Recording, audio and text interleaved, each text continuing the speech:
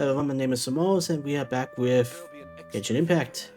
Today we're going to be doing the event, Summertide Scales and Tails. I've been meaning to do that for a while, but I had situation with the GPU.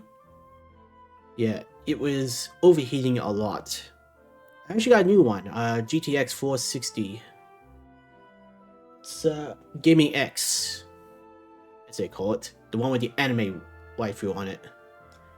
You'll probably know when you see it. But, well, you'll probably know when you look it up.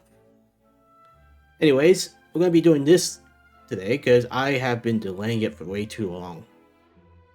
So let's get started.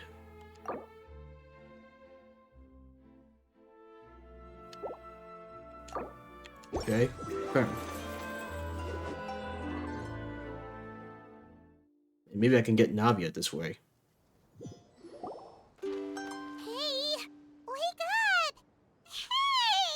Wait, we're just automatically here? You're finally awake. Paimon was worried sick. What happened? Did you drug me? No idea. Paimon just woke up and then we were here. Oh, Paimon's head is all dizzy. Okay, so we had drinks with Bailu then. The scenery here looks different too. Oh, what should we do, Traveler? Please don't tell Paimon someone abducted us and brought us to some strange place that we could never leave. Calm down. You're right. Better to think of this as the beginning of a new adventure. Sure, why not? Thank goodness you're still here. If Paimon woke up alone, she probably would be trembling in a tree hollow. Or in a lake. Ready to be fished out. Let's follow this path for now. We might be able to meet someone and figure out what this place is all about.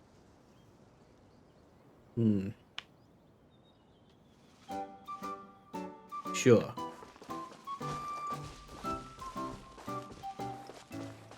Oh, he's starting like an adventure with this theme.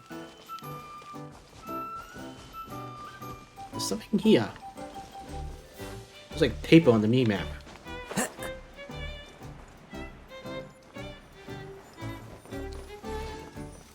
Okay, gotta collect them. Hopefully no tight ropes. Traveler, did those plants by the road look weird to you? It almost looked like they were made of paper. They probably are. And those two frogs over there? Yeah, they look like pieces of origami. Oh, by the shade of a lotus leaf stream, don't tell me you forgot how to jump! Oh great, talking origami. Where am I reminded of this? Paper Mario? I didn't forget, Firecracker. I'm just not sure if what I remember is correct. Next thing you know, you'll have forgotten how to sing, much less notate a score. You still remember why we call you Stream, don't you? Yeah, because I've got a great singing voice. Although these days, name seems more ironic than anything. Not just a great voice, one that evokes the gentleness of early morning dewdrops flowing into a spring. So cheer up and make the jump over. If you're still unsure, just use that roll of magic thread. I won't laugh, I promise. Now, don't tell me you've forgotten how to use that as well. I haven't forgotten everything, Firecracker. Your name, for instance. It's kind of hard to forget that you're named after your fiery temper. Now do me a favor and pipe down for a second. I'll be right over.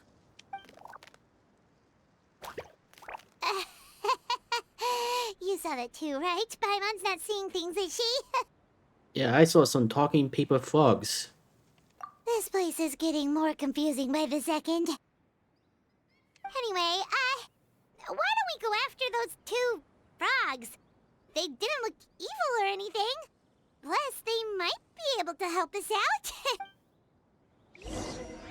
Sure thing, talking fairy.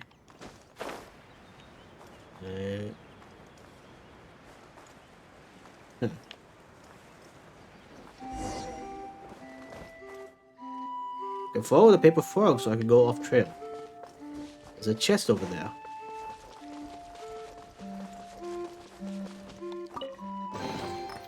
Who says there aren't benefits to a life of wandering?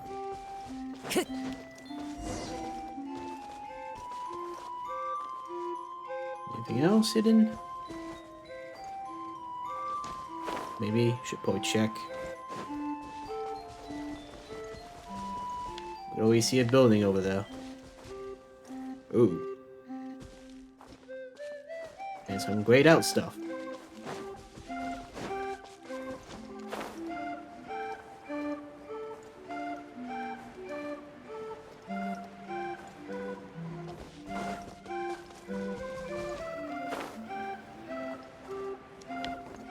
Hello, llama.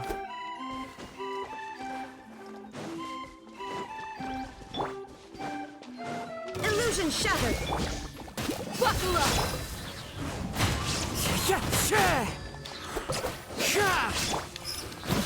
You're dead meat!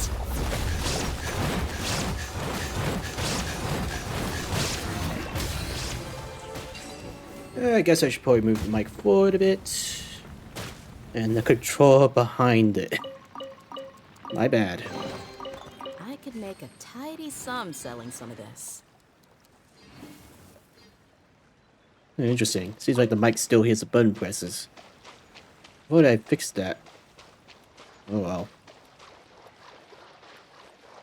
Can't fix everything.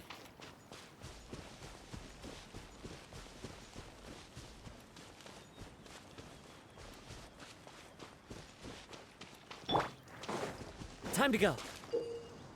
Paper frogs live in the rain song pond and are adapt jumpers. Press the interact button to pull the magic thread on its back to use movement to modify frog's jump, direction, and distance. Press the attack button while pulling on the magic thread to make the paper frog jump forth.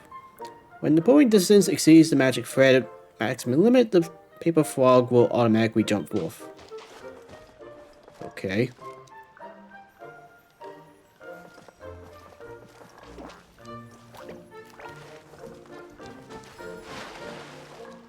Seems simple enough.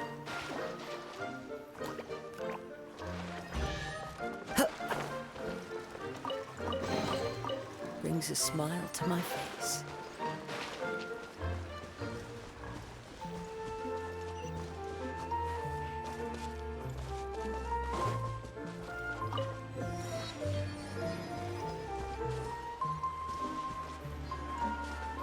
Oh, it's got some of these plants here.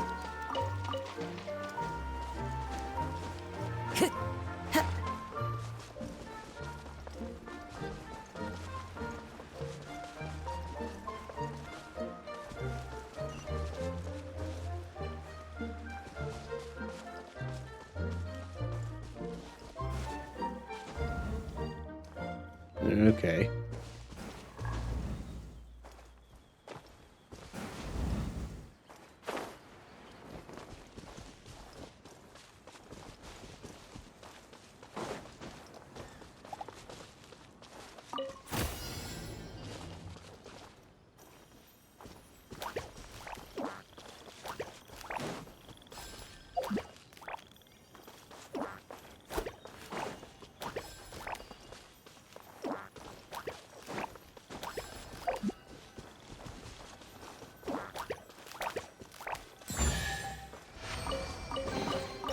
Who says there aren't benefits to a life of wandering?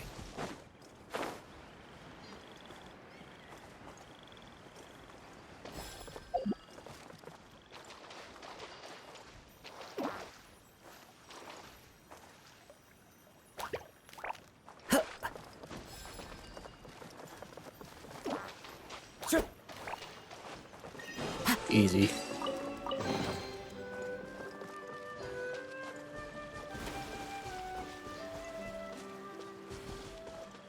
Oh.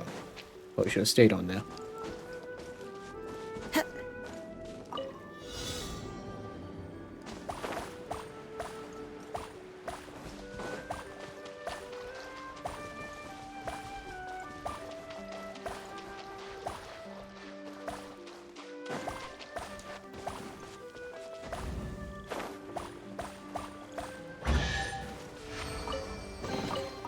Brings a smile to my face.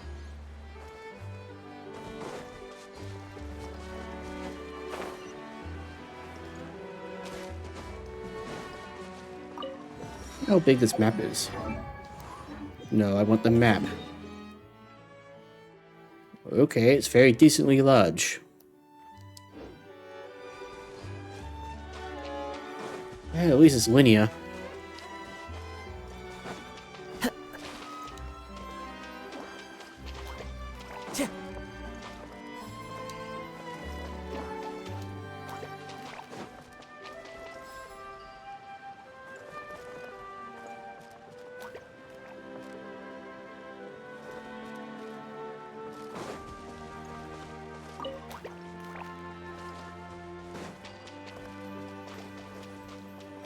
Time to go.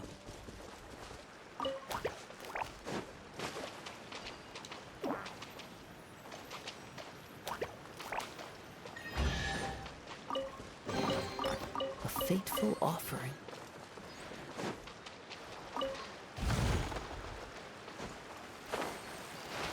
I'm just exploring for now.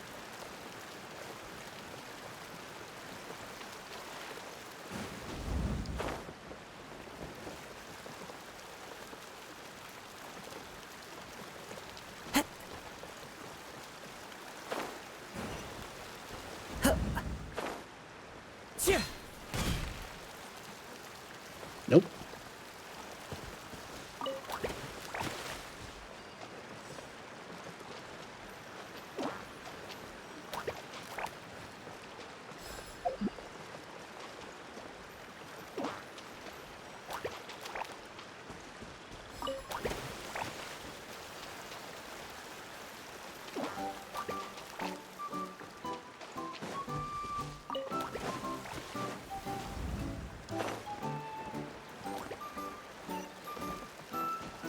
Oh, so you could jump by yourself, huh?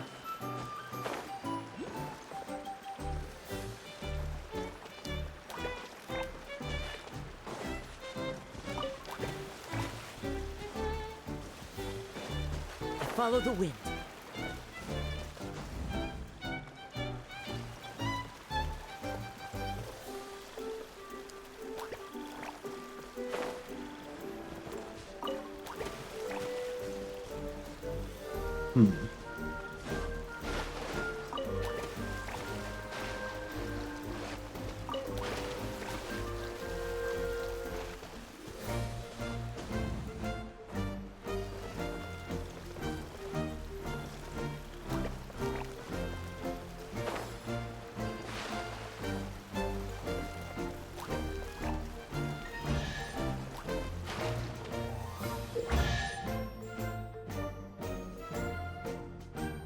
Paper Frog Choir will perform sequential according to the rhythm. Direct the rightmost froggy to jump at the right moment. There may be a song and dance accompanying the performance. Remember to follow the accompanying rhythm too.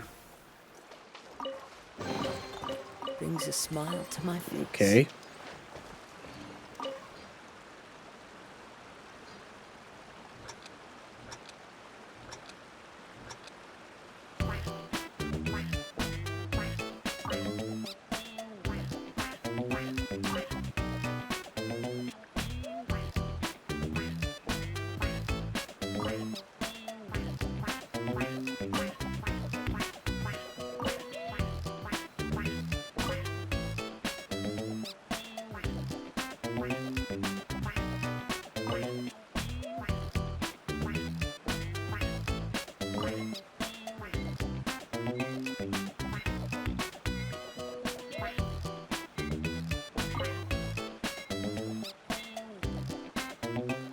Easy.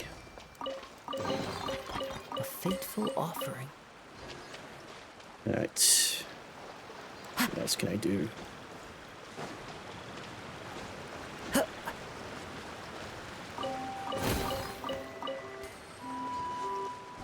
And I took your treasure.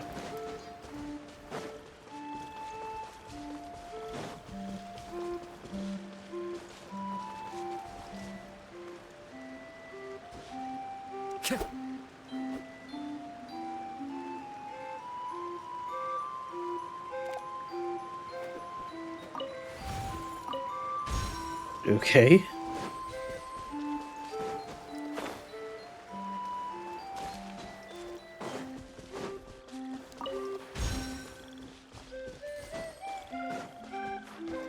Time to go.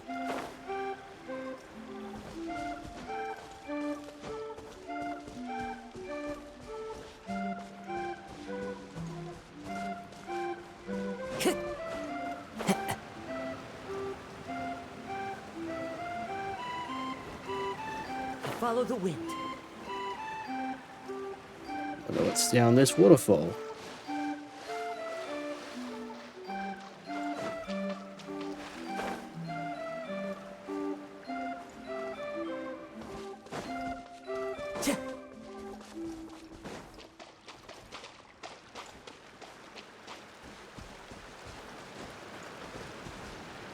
A bigger leap down.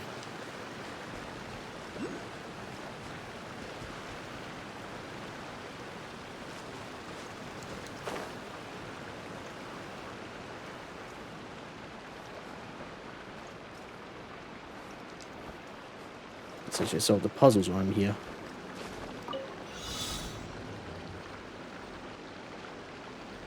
Time to go.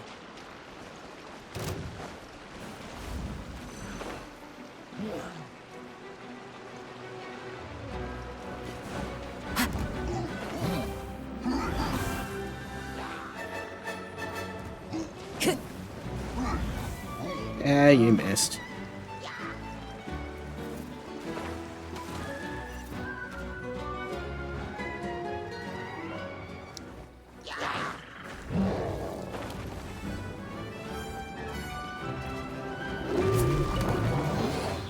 A fateful offering. Suckers. Looks like I arrived at a port.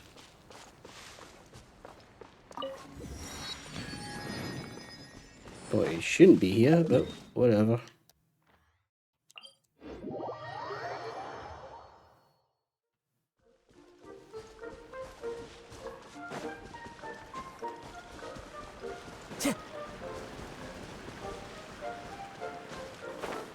That looks mysterious.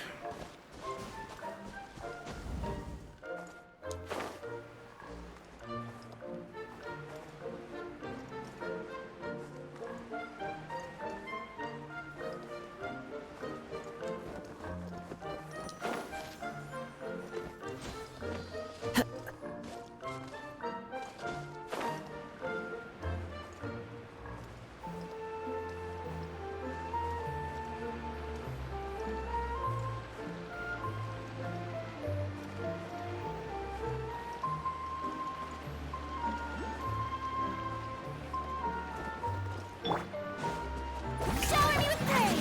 Time to shine! There is no escape! Torn to oblivion!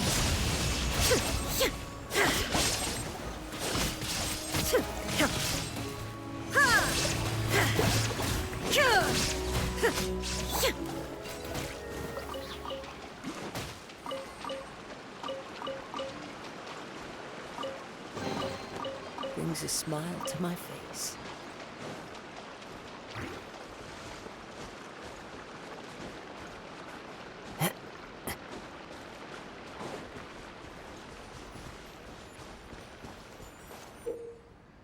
Flying squirrels with the Kingdom of Breezes and Bells are adapt flyers.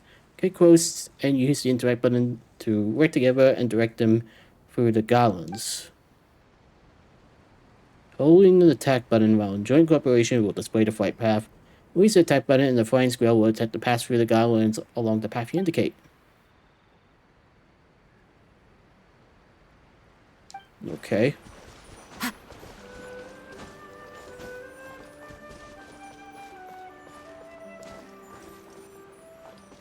Because I can't exactly climb you. I guess gliding will have to do.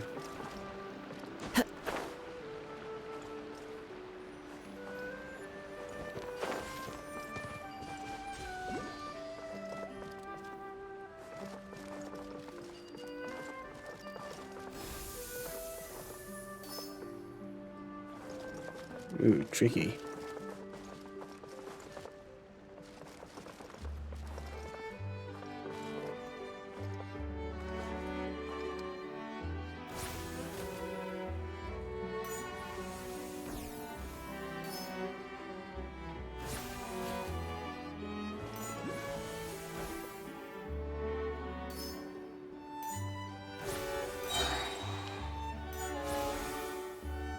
Oh.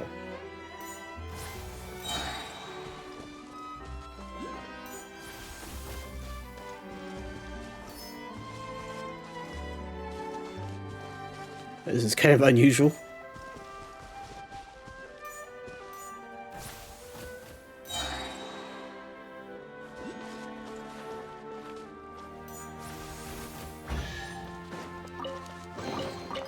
Who says there aren't benefits to a life of wandering? Yeah, looks like you graduated.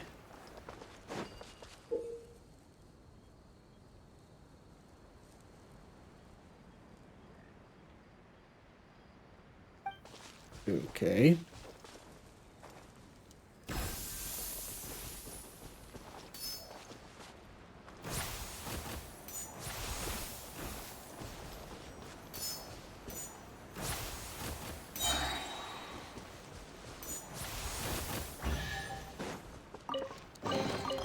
A fateful offering.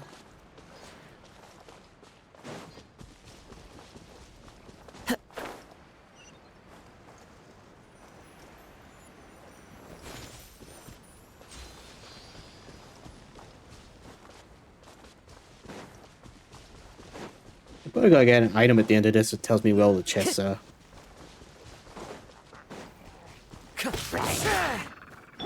Your performance is over. Illusion shattered! Well, could have been. Yoo-hoo! Finish the job.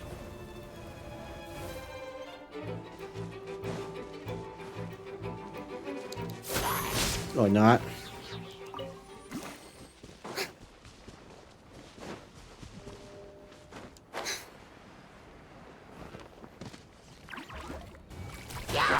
Strike a pose! Let's get it on! You asked for it!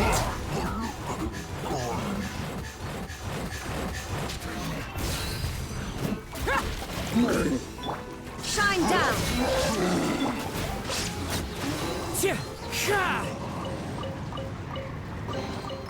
Brings a smile to my face.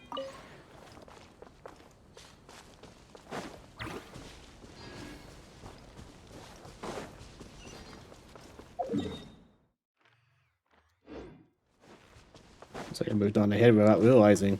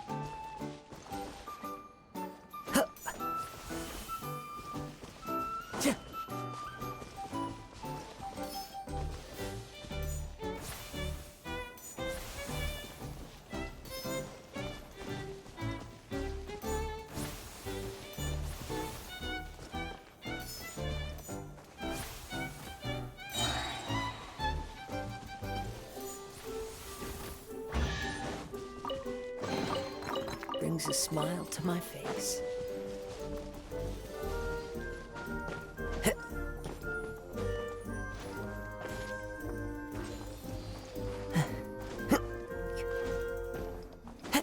Follow the wind. Can I make it? Barely.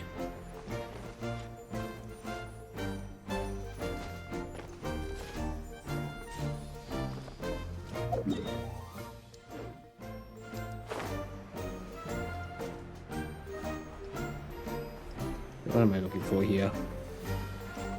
Who else was suggesting to fly here?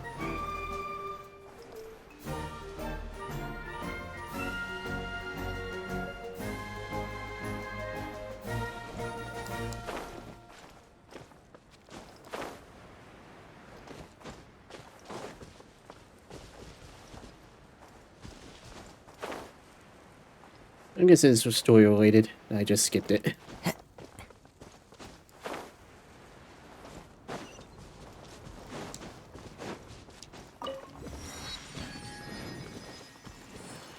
Time to go.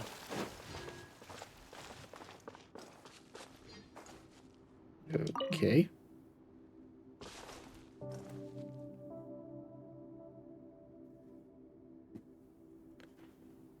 Oh, cool. I gotta come back here at some point.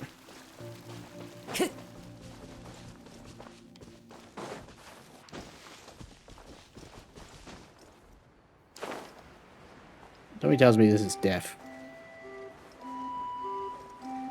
Maybe.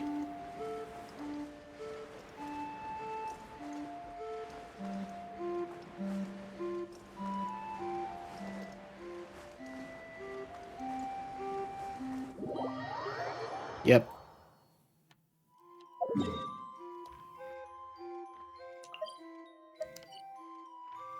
Guess I should come back here.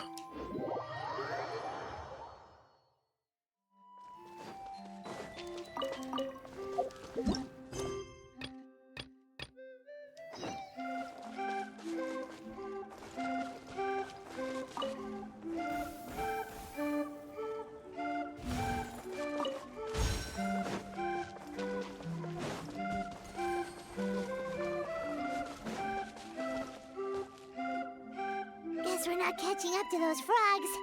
They were so fast. Paimon couldn't even tell where they hopped off to in the end. Excuse me, honored travelers. Did you come from the Cliff of Prophecy, perchance? The chubby paper hamster just talked. Yeah, it looks like its color's gone too. Chubby? Who are you calling chubby? I've just got a slightly thicker layer of paper on me, that's all. Allow me to introduce myself. My name is Armand, and I'm an elder of the Forest of Blessings. I've been waiting here for the hero of prophecy to arrive. Traveler, could you pinch Paimon just to make sure she's not still dreaming? Well, Paimon, we've been through a lot. This is nothing. Pinching, you say? Well, I can help with that. Although you'll have to get a little closer. My arms are rather short. You don't look like you're even capable of it. That's alright. We just need a minute to collect ourselves. Okay, let's think things through.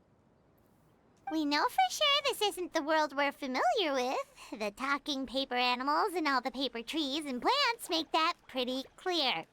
The hero from another world, supported by their companions, shall restore peace to the world. That is what the prophecy says. Prophecy. This world. Dearie me, I completely forgot to introduce you to this world, didn't I? And here I am, getting all excited by the arrival of the hero.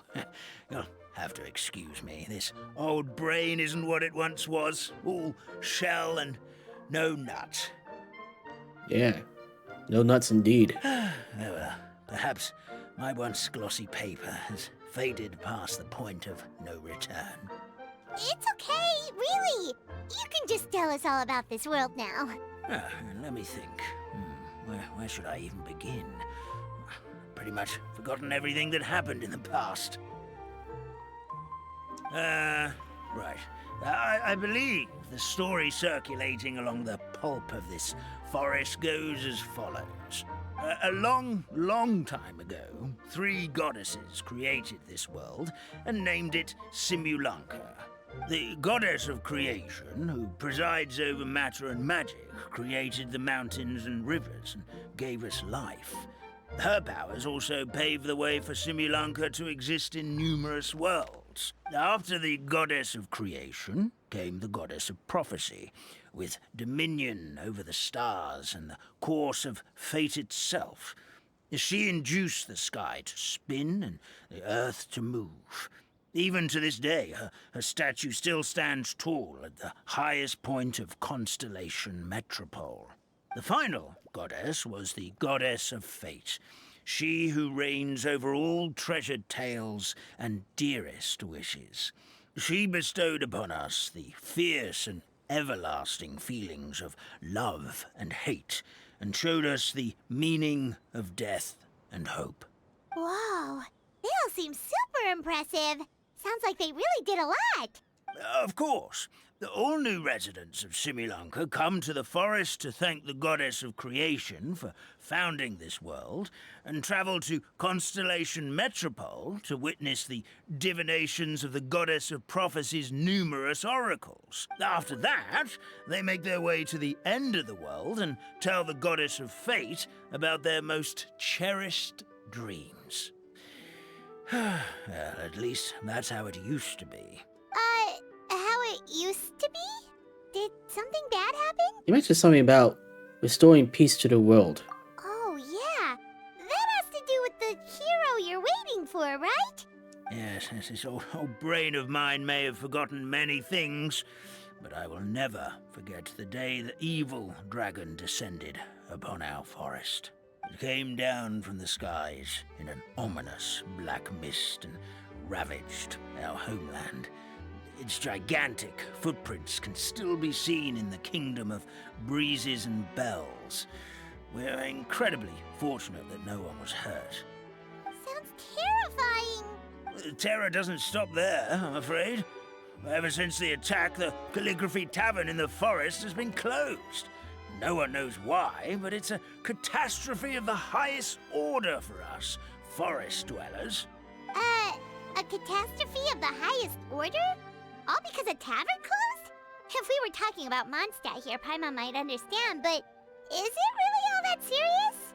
Good goddess of creation above, we'd take even the greatest flood over the closure of the tavern. Wet paper will dry out with time. Fallen trees can be restored.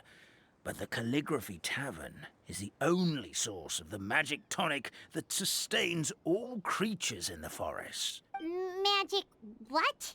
Magic tonic. It was gifted to the forest by the goddess of creation herself. A special potion that helps us maintain our vitality. And what happens if you stop drinking this drink? Well, our bodies will gradually crumple and become brittle until they eventually disintegrate entirely.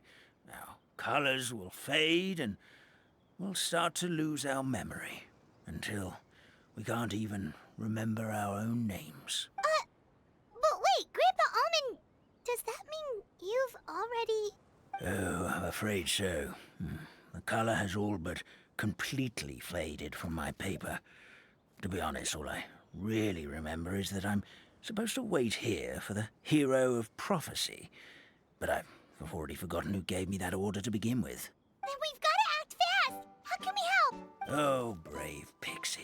May the goddess of fate reward you and your friend for your kindness. Could it be you're the heroes I've been waiting for all along? No, I think you're waiting for Link and his fairy. Not sure how we know that. Plus, we can't even remember how we got here, so it's not looking too promising. We're just following the road and we end up here. We're trying to find a way back to our own world. Well, this is turning out to be quite the conundrum for old Almond Brain here. The prophecy never mentioned anything like that. For now, why don't you come with me to the Hut of Blessings? Our forest fairy lives there. Maybe she'll know what to do. Whoa, a forest fairy? Like one that knows magic? Oh, you betcha.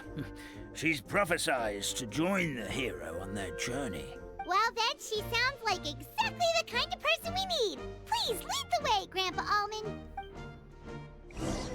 First things first. Maybe there's other puzzles around here I should explore. By the way, earlier in the stream when I was trying to make a... That meadow over there looks pretty strange. That's what the Calligraphy Tavern looks like. Now it's lost all of its color. Yeah, crumpled up. I was trying to make a drunk joke earlier, but I said Baiwu instead of Beto. Whoops. Just realized it now.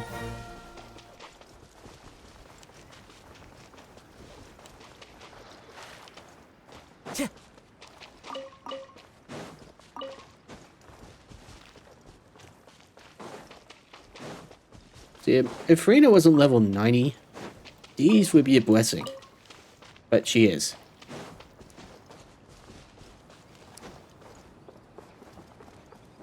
I don't even know if there's any other characters that need it.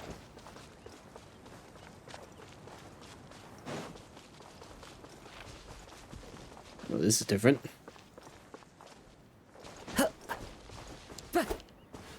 It looks like a puzzle, but I guess it isn't.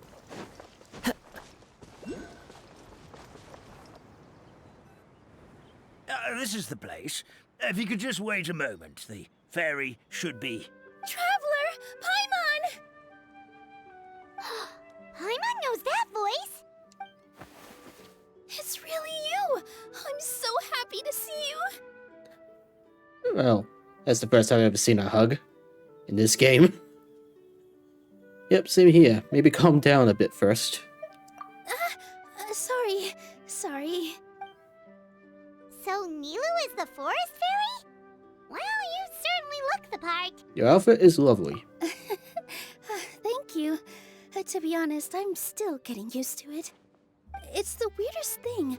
I remember I was reading a book at the Grand Bazaar, and then I guess I must have fallen asleep at some point because, well, then I woke up dressed like this. And in my dream, someone spoke to me. They said, "You are the fairy of the Forest of Blessings. Now go, save the forest with your magic." At first, I thought this whole world was just part of the dream. But no matter how hard I tried, I couldn't seem to wake up. I couldn't find anyone I knew from the real world either. Sounds similar to what happened with us. We also have no idea how we got here. Anyway, sorry for my reaction back there. I got a bit too excited when I saw you two. No problem. The traveler needs all the hugs he can get. It's okay, we totally understand. We were looking for a way out too. At least we know we're not alone. Oh, blessed be the goddess of fate above. You're already friends with the fairy of the forest. I guess you could say that. Grandpa Almond, thank you so much for bringing my friends here. Could you let the others know I'm coming? I'll head over right away. Of course, leave it to me. Hey-ho, pistachio. Today truly is a blessed day. Wow, Nilou. Looks like you made short work of getting to know the locals. Well, when I arrived here yesterday, Grandpa Almond told me all about the state of this world. Since they think of me as their forest fairy, I just felt like I had to try to help them. Oh, so you mean like using some kind of forest magic to repair the tavern? Unfortunately, I don't know how to use the magic of this world. I've tried using my vision, but it doesn't seem to work here. Oh shit. Everyone else's has. If the books stored in this hut are anything to go by, this seems to be the place where the goddess of creation first made the townspeople of this forest. She folded the pages of books into small origami animals, gave them life with her magic, and with time, that's how the Forest of Blessings took shape. Maybe one of the books here could teach us how to use magic. I read them all, but only found one reference to magic. The incantation, abracadabra, means to create what I say. This is a world made up of words, where fantastical powers can be wielded by all. Well, that's convenient. Okay, so basically everyone in this world can use magic? That's nice, but still kind of vague. Yeah, from the other books I read, it seems like this goddess really likes to play fast and loose with the details. So, what should we do now? Didn't you say you were going somewhere, Nilou? Oh, yes. I was going to help some of the other residents of the forest. They've been busy making preparations to reopen the tavern, so I thought I could help out. Got it! Guess we should just focus on what we can do for now. This whole thing is making me pretty nervous, actually. It's like I've been pushed on stage without being taught the choreography. Since I'm already wearing the costume, though, I might as well try to play the part. It's what a professional dancer would do. And who knows? Maybe I'll find my own magic along the way. All I can do is try, right? At least you're optimistic. Are we there to cheer you on? Thank you. Then let's go.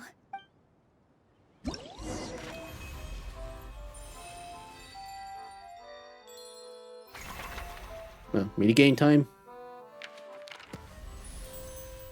Yep. In the Forest of Blessing lives a particularly passionate flying squirrel. And good shelf.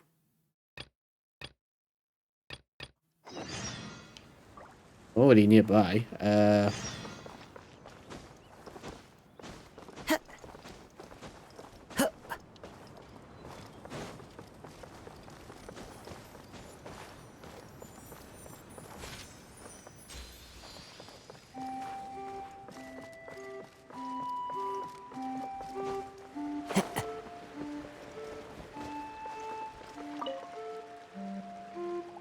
Welcome on, guest. Welcome to the Force of Blessings. Are you here for a jaunt, or are you here to see the Ring Song Pond jumping competition? Whatever the case may be, may you enjoy your time here.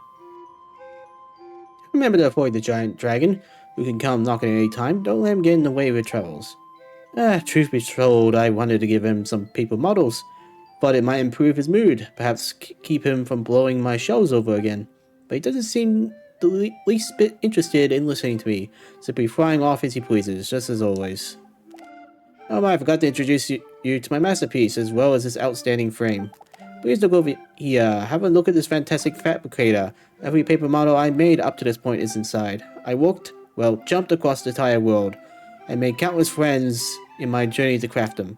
For example, the flying squirrel Chansey, who would often drag me into wind currents to try flying. Divot, who loves paper models as I do, and of course, Alof, ever the stone-faced fellow. They were all generous enough to let me make paper models based off of them, that I might share these interesting toys with everyone. Alright then, grab the Star Sail coins, consider them a welcome gift, then stuff them into the fabricator, and finally turn on this handle. Let's see what kind of dewdrops shall bring you today.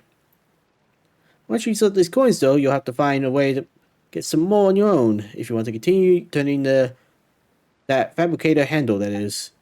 As to just how to get more, well, you have to ask good friends of mine. I'm sure they'll have an idea or two. After you get the present, you can exhibit them on the shelf behind me. Strictly speaking, it is a shelf that the true impetus of my creation for the fantastical fabricator and paper models. But that telling of that tale is no simple thing. Should you wish, I'll be glad to share it with you. But for now, let's start the fabricator up. Dreamly dewdrops above willing, may you gain the gift you desire, and may your mood be uplifted for the rest of the day.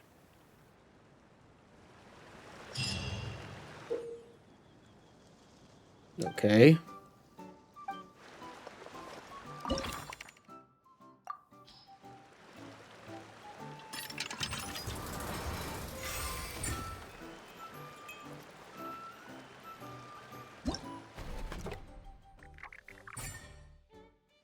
Yeah, llama.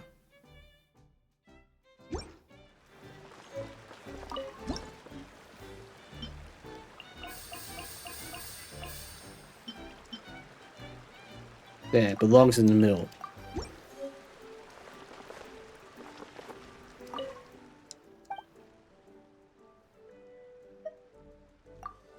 I'd like to hear the tale then? Sure, allow me to briefly introduce this widely told tale then.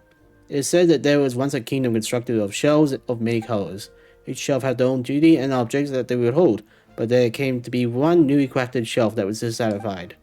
Why does that shelf get to hold jewelry and that other hold paintings while I'm consigned to carry expired fruit? Enough, I had enough. I'm leaving this place. I'm going to carry things that truly show my worth. After that, the shelf embarked on its journey.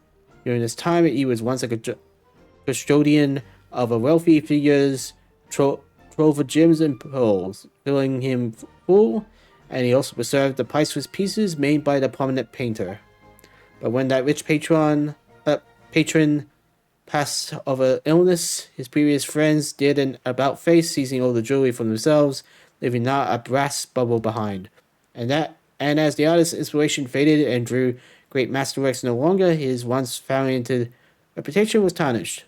People pilloried him as incompetent, and at last the agonized artist accomplished arson against all his art, vowing never to paint again. This shelf once had all it dreamed of, yet lost it all as well. He was exhausted. Once brand new and beautiful, he is now old and withered, and missing a few of his boards to boot. Once the shelf of a wealthy and of an artist, but now that these things that once filled his life were gone, who was he? Finally, the shelf returned to the kingdoms, squinching himself in the corner of the library, and there lived alone. I'm a useless shelf, he thought sadly. Bereft of those jewels and paintings, I am no longer worth. But just as the solitude and sorrow were soon to squash his soul, a girl holding books happened by. Oh my, an empty shelf, what a lifesaver. So she cried happily. Dear shelf, could I place these books in your care? Of course you may, yet I am worthless shell. I do not know if I can even be of help to you, the shelf said sorrowfully. But your frame is large, your board's flat and sturdy, the girl continued surprised. No matter how you look at it, you're a good shelf, and you can hold a whole bunch of books. And so the shelf told the girl his story of how he had once been a guardian of wealth and glory, but that loss and betrayal too had come to fill him. And now he had nothing. He was a valuable shelf no longer. Dear shelf, why does this matter trouble you so? The girl laughed. You've always done your duty, neatly carrying all these things given to you. Those things are lost, broken, and changed, but that has nothing to do with you. You've always been a good shelf. Take good care of those things is where your value lies. How could the things you kept define whether you're good or bad? So please, I ask you to do your duty again. Help me take care of these books. I'll come and sort them out every day, and we can discuss the topic more then. My god, this is lengthy. From that day onward, all the shelves in the kingdom heard of a certain library. There was a smart, steady, incomparably sound shelf. He would never be happy or anxious because of the value of the things he carried, treasuring everything earnestly. Newly made shelves would visit him and ask him all manners of questions. And when mentioning him, the new shelves would never fail to address him so. Ah, you mean that good shelf? Wow, that was incredibly wordy.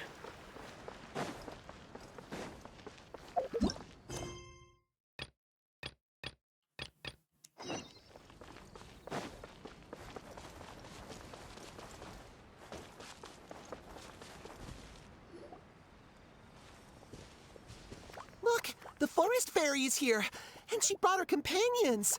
Grandpa Almond was right. They do look promising. Hello there, everyone. I heard you were working on the piping for the calligraphy tavern. Is there anything we can do to help? Oh, we wouldn't dream of troubling you with our petty problems, my lady. Don't you worry. We have it all under control. You sure about that? Because from where Paimon's floating, the piping is looking pretty chaotic. Yes. We have my careless friend to thank for that. He promised we could leave the pipe connecting to him, and, well, the results speak for themselves. Hey, I just wanted to inspect each pipe. This is the network the magic tonic has to flow through. I was just trying to be thorough, so I disassembled the whole thing. Yeah, and now you've forgotten how to put the thing back together. Have you been eating too many nuts again? 'Cause you are what you eat. Please don't fight. I know everyone wants the tavern to reopen as soon as possible so that the forest can return to normal. So, why don't you let us help out? Yeah, we're here anyway, so we might as well be helpful. We just need to reassemble these pipes, right? Well, if you're offering... Basically, the pipes need to be connected properly to allow the magic tonic to flow through. If you put the wrong pipe in the wrong place, the tonic will get stuck halfway. Attention to detail is key. Says the guy who messed up the whole thing in the first place. This is not that hard.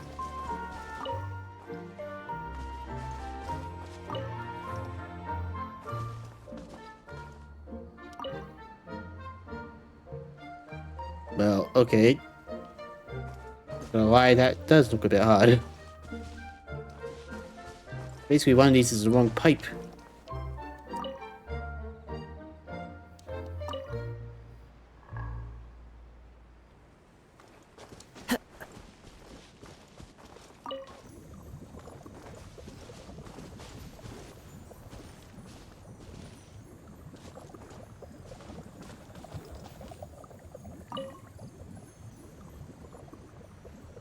I'm pretty sure this is not how pipes work.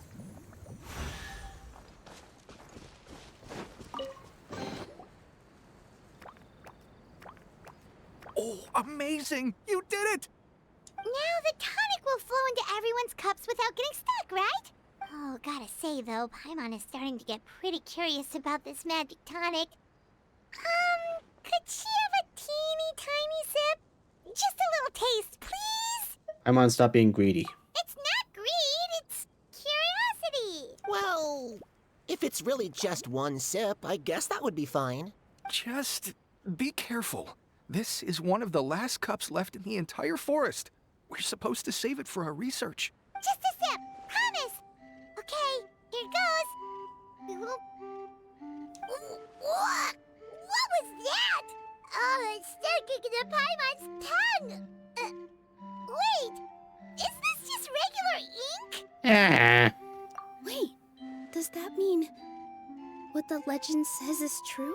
The goddess of fate used ink to compose her stories on paper, and the goddess of creation used her power to bring those tales to life. No wonder the tavern is so important to the forest. Maybe the fading disorder occurs when the ink within the body dries up. That would explain why the beings here are forgetting their own stories. Oh. I'm not really sure I can really wrap my head around this conversation, but there's no need to get all worked up on our behalf, my lady. With the pipe installed, I'm sure the tavern will be up and running in no time. What do you mean, can't wrap your head around it? The fairy is recounting the story of how the goddesses gave us life. In fact, I've seen the goddess of creation with my own eyes. Really? Don't be ridiculous. There's no way you're old enough to have met her. We're the same age, and I think I would know considering we went to tell our wishes to the goddess of fate together. So stop talking a load of papier-mâché. Oh, fine. It was my grandfather, all right? He was the one that saw her. He said that one day after he finished work, he saw the goddess of creation grant us life with his own eyes. Okay, well, can you hurry this up? Because I got grab some loot. In her hands, she held the very paper used to form our bodies. She whispered something into the pages, and then suddenly a paper frog was born, ready to leap into the world. Oh, it was spectacular. Ugh, cut the theatrics, will you? You weren't even there. Wait, so that's it? Paimon thought creation magic would have a little bit more pizzazz. Oh, so in your world, the creation of life is a much showier affair? Huh, I'm learning something new every day. Well, that's not exactly what Paimon was trying to say. Magic doesn't have to be spectacular. That's enough out of you. All your boasting is confusing our kind fairy. Oh, no, it's all right. I actually think I understand the magic of this world a bit better now. Thank you. The honor was all ours, milady. Traveler, Paimon, we should make our way to the next location.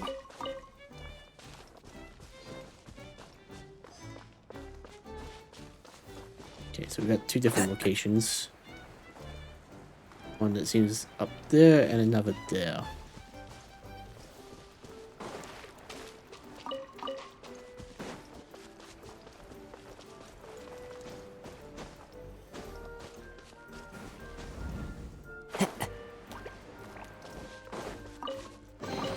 Thank you, Brings a Frog. smile to my face.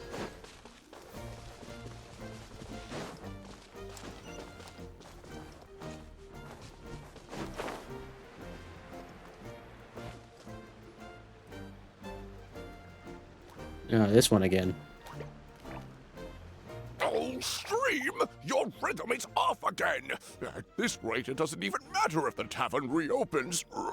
The band's not even going to get any gigs! I'm sorry. Hello there. I hope we aren't interrupting your rehearsal. Wait, these are the two frogs we saw on the road a little while ago. Ah, the forest fairy is here! For the love of lotus leaves and dewdrop, Stream, you've really got to put in some effort now. But Oh, don't pressure yourselves on my account. Are you rehearsing for a show? Sure are. You see, our group regularly performs for guests at the tavern. We've been out of work for quite some time, with the closure and all. But after hearing of the fairy's arrival yesterday, we figured we needed to get in performance shape right away. I understand how you feel. Back at the Grand Bazaar, Zubair Theater's always busy with rehearsals too. The Grand Bazaar? Do people there sing on lotus leaves as well? Yeah, they do. And it's a really big one. You're the conductor of your group, aren't you? You remind me of Mr. Zubair. Ah, then he must be an ambitious director. One who would do anything to avoid disappointing a single member of the audience. It's just... Is there anything we can do to help you, Mr. Stream? Oh, no. My problems are mine and mine alone. It's just, after the tavern closed, I somehow forgot how to sing. I'm always a few beats behind everyone else, and I keep singing out of key. You were our trump card, our best singer by a mile. I know, but... So he is a victim of the fading disorder too? Seems like it. Don't be sad, Mr. Stream. Whenever I've forgotten important dance steps in the past, my friends at the Grand Bazaar always stick by my side to encourage me. They smile and patiently tell me everything's going to be okay. Then they play the melody for me over and over until the steps finally come back to me. Now it's our turn to help you. We just need to help you remember how to sing, right? The Traveler's got a great sense of rhythm. We can help keep you in time. Well, what do you say, Stream? I think it's a great idea.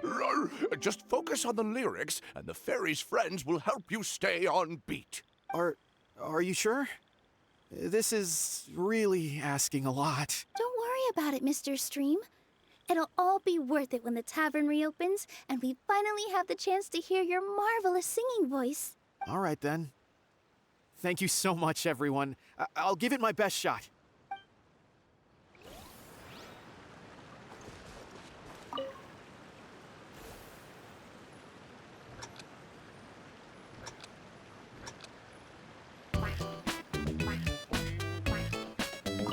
Excellent! Perfectly in time.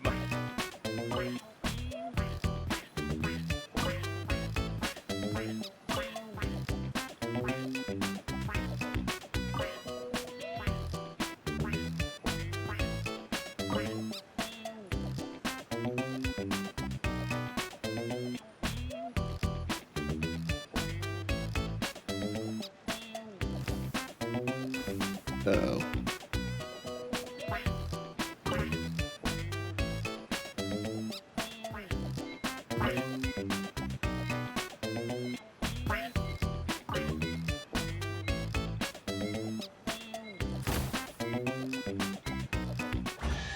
That wasn't too bad. I feel like I'm getting the hang of it again. Goddesses above, this better stick when it comes to the performance. Just do it exactly like how we rehearsed. Thank you, everyone. Thanks to you, my voice is once again as clear as a flowing stream. Glad to hear that you're feeling better, Mr. Stream. It's also about time for us to go to our next destination. We'll be looking forward to your performance at the tavern. We've got one final stop. Let's go. Brings a smile to my face.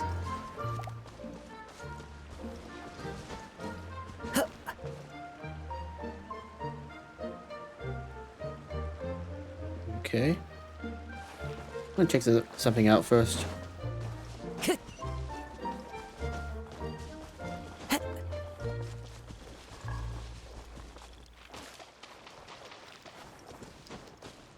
Time to go.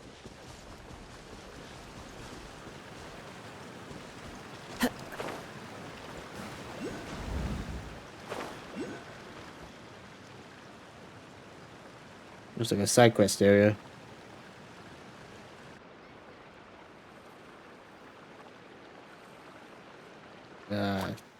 Colony of frogs? Well done, my fine hind-legged ladies and gentlemen. Well done indeed. This jumping contest is on fire. Just a moment ago, we saw Stampy the Fearless show his awesome might. With his impressive epic strength, he made a stable yet decent leap, one worthy of favorite to take the gold. But next up, we have the one you've all been waiting for, the unequaled, the unrivaled, the unparalleled, Pure Bert. Who will emerge the champion and win the great honor and burden of fetching the princess? Before the final round again, let's take a short break to give our two contestants time to rest. For the time being, the competition venue will be open to you all, so go forth and jump to your heart's content. This is what the Rain Song Pond is here for, after all. Okay.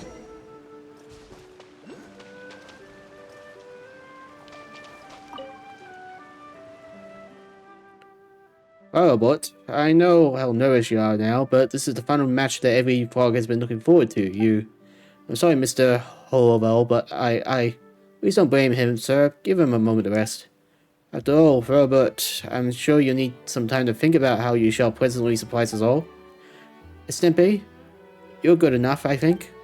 I'll save it, friend. You will no doubt set a new record in a moment. Just trust me. But now, just rest. You need time. Alright, you're right, my friend. I need some time. Oh, something's going on.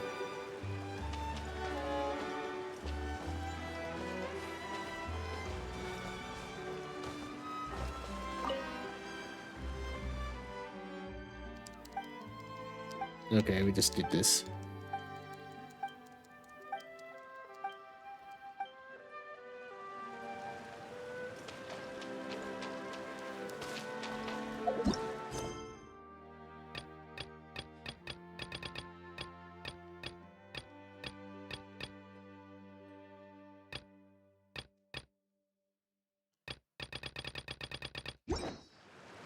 Oh wait, I think I just saw it.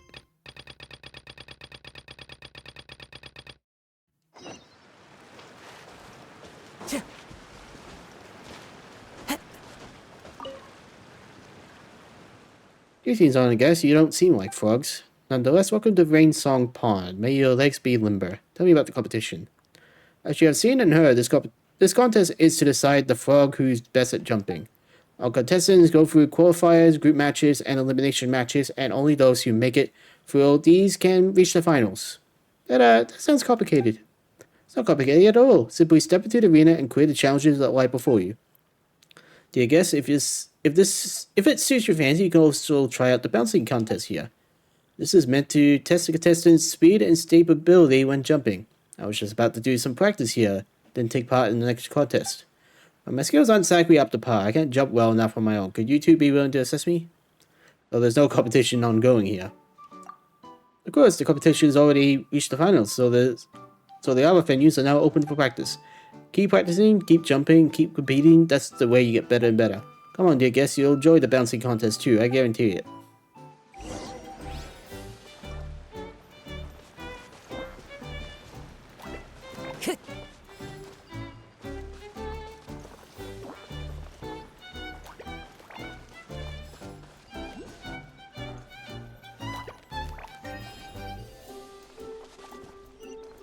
Okay.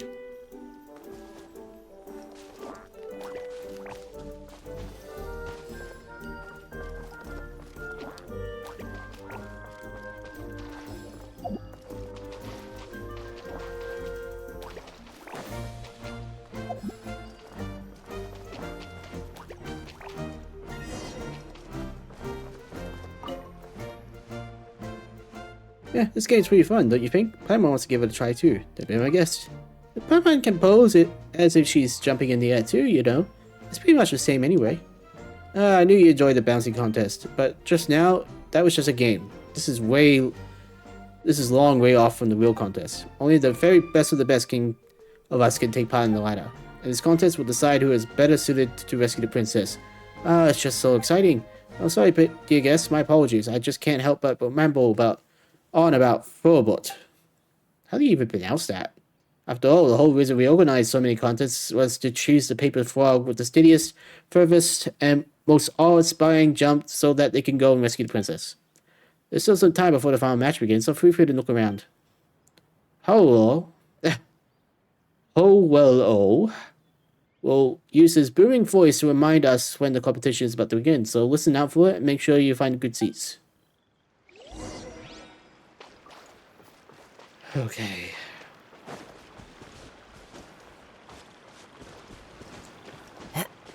Anything up here? No, but there's something down here.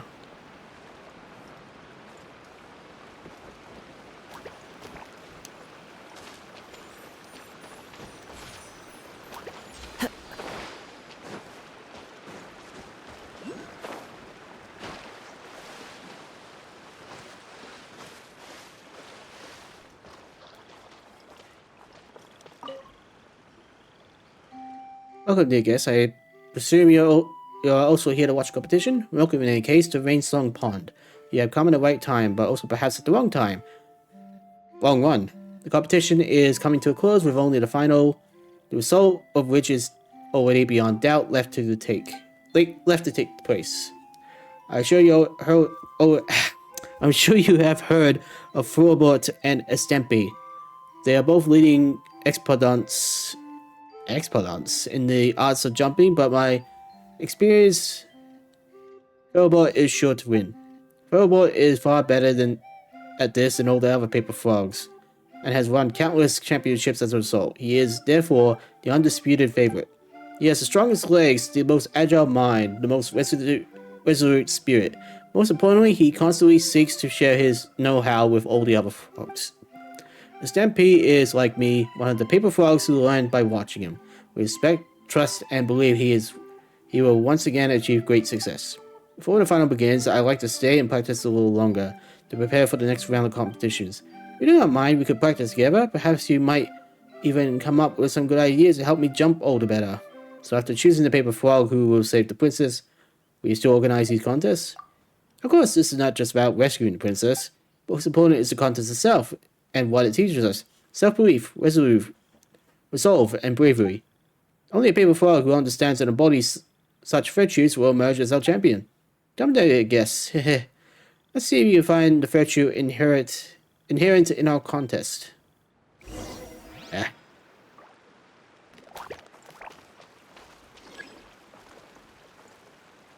Okay.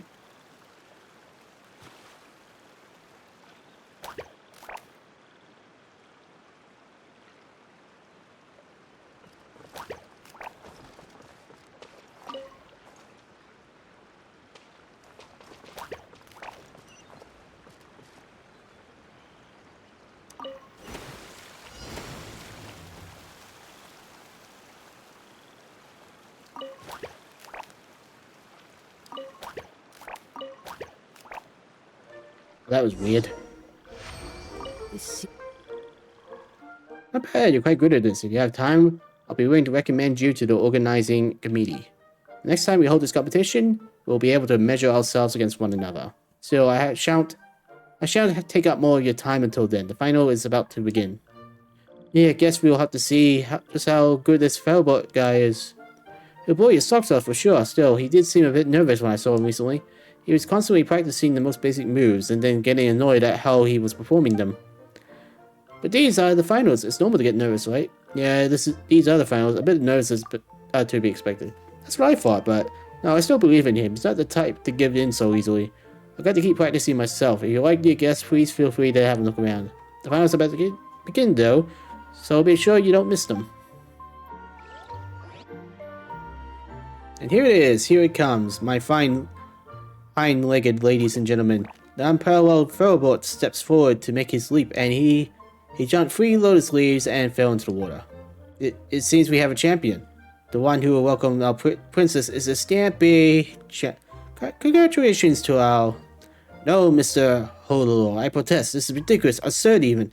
I shall not accept the title of champion in this manner. Goodness gracious, by the morning dew. Come now. You surprised Thoroughbot in front of all frogkind. Thoroughbot slipped up, that's all. He's not in good form, you know. That will not convince me, nor any other paper frogs. Anyway, let's give Thoroughbot a moment to himself. We'll continue this later. It seems we have guests. Welcome to Rainsong Pond. How can I help you with? We saw a frog make a really awesome leap. Then you caught sight of Thoroughbot. He is one of the participants in the contest and the finest jumper in all the pond. Or so he once was. Contest? Ooh, Paimon gets it. This must be the sort of competition to see who can jump the best. Very sharp of you, young lady. This is exactly the sort of competition we're running. Only the most legendary leaper and skilled skipper may take the crown, thus earning the great burden of rescuing the princess. Sounds pretty cool. Shame we seem to miss it all, though. Otherwise, I have taken part. What a shame. You had done so well, too, Paimon. Why Paimon? Flying doesn't normally involve much bouncing, you know. Flying is faster than jumping. It would be an easy win for you. But wouldn't that be cheating? You're supposed to use your legs to jump. If one of us had to take part, it'd have to be you. Still, Paimon's never seen you jump that far before, except when you're running away from monsters. No food for a week, Paimon. In that case, you'll do well to ask our champion over here for some advice. My apologies, dear guests, and Mr. Holu too, but I said it before and I'll say it again. I'm no champion. But surely as the Lotus team stands, according to the rules, you are the champion. I'll be the judge of that, thank you very much. This contest is meant to pick the best of us, the most skilled jumpers. to go save our princess. This is a matter of the honor of all for our kind. And Furlbot is the very best of us. You know this. All of us do. So Furlbot was really that impressive? We heard a lot from other paper frogs talking about him. Is everything that they say about him true? That's right. Furlbot was the best frog in our pond. He could easily bound all the way across 12 lotus leaves and land on the 13th, and he'll land so lightly that the dew upon the leaf would not be disturbed. He could even jump between lotus leaves amidst the flowing river and not fall into the water, no matter how fierce the current. But we just saw him, so I'm guessing he's not in a good form right now. Yeah, he seemed kind of down. It was super sad when he was leaving just now, too. He's just having a temporary rough patch. That's the only reason he made that mistake. Please, Mr. Holu, for the sake of the contest and the sake of our calling, I'd like to ask for a rematch.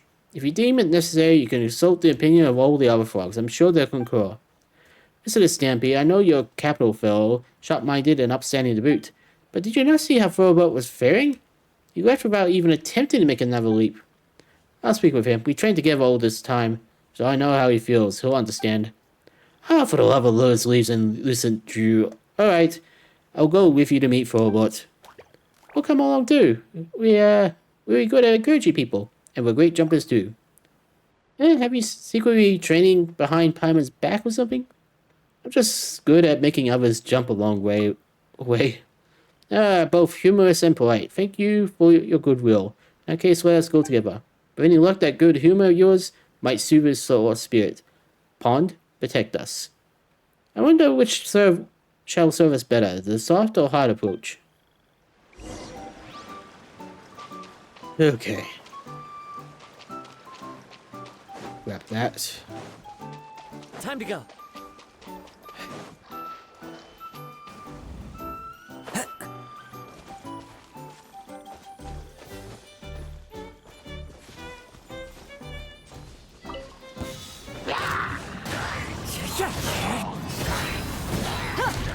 Illusion shattered. Yoo-hoo! Into the wind. Ha! Now you shall perish. There is no escape. Book alive. One with nature. Easy. Who says there aren't benefits to a life of... How brilliant!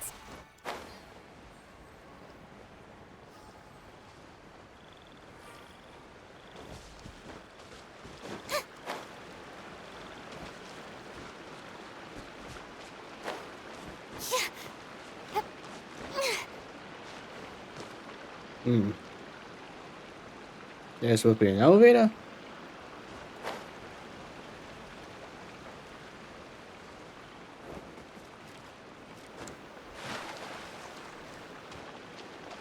May I present? Funny enough, there's a frog over there.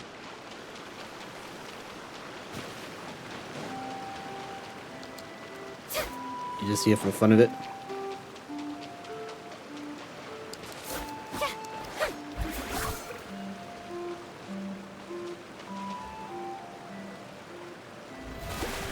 Alright, guess you're just here for the fun of it.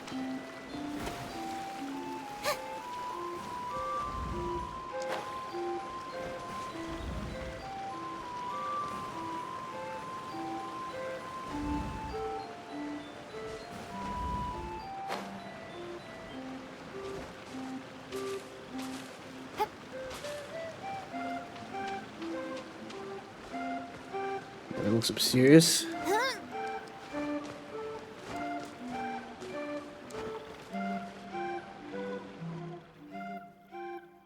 He's here. Ah, there you are. The award ceremony is over, then. Just the opposite, in fact. Both Mr. Halu and I are of the opinion that things are far from over. Indeed, I hereby announce in my capacity as referee that you, Mr. Furlbot, have one more chance to jump. To maintain the fairness of this competition and to fulfill our duty to the calling, you must do a V-jump. Dear Mr. Holu, I, as a contestant, cite the competition rules pertaining to competitive behavior that may bring harm to oneself and one's tribe. I forfeit my second jump attempt. I do not want to disappoint everyone again, nor bring a ruin to our calling. This is the only truly responsible course of action. Wow, what a professional answer. He even had the Pacific clause handy. He even gave it a touch of emotional appeal. Alright, looks like we're playing hardball. Looks like playing hardball isn't gonna work. Oh, Lucent Dew and Little's leaves. But you haven't even left the venue. I don't understand what you mean to say, Digas. This is the best place from which to watch the competition unfold. If you really wanted to give up, you wouldn't have stayed here. That's true. You can see everything that's going on in a long-distance jumping contest from here. If he really had given up and no longer wanted to have anything to do with the contest, why would he stay? I don't wish to talk about this anymore. I believe I've been clear. Sorry, Stampy and our two guests as well. Alright, time to go kick a frog's ass. You didn't even wait for Paimon to finish.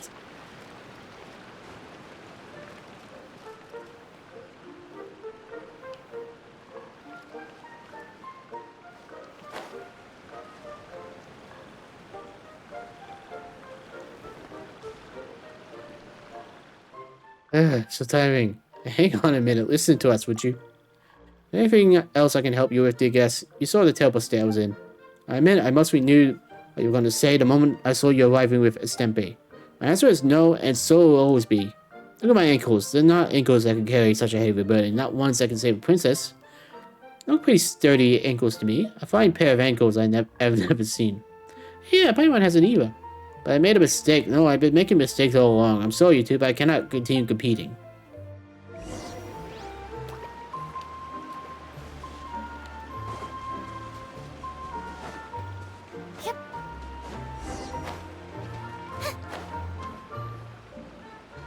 Hey, don't go. We just wanted to tell you one last thing. All frogs make mistakes. They just need to learn from them, that's all. Good guess. You do not understand. I initially believed that mistakes were mere drops of dew that fall upon our heads.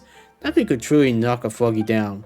But I was wrong. Perhaps they were never mere drops, but rather more akin to rocks at the bottom of a pond, withered wood stuck into the waterbed, or a vent hidden within the muck.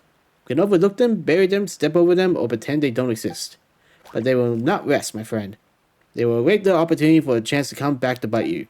Please go and let me go too. I am nothing but a mere lotus head who has had all his seeds removed. Even a light breeze would search through the many holes in my heart that chill me to the bone.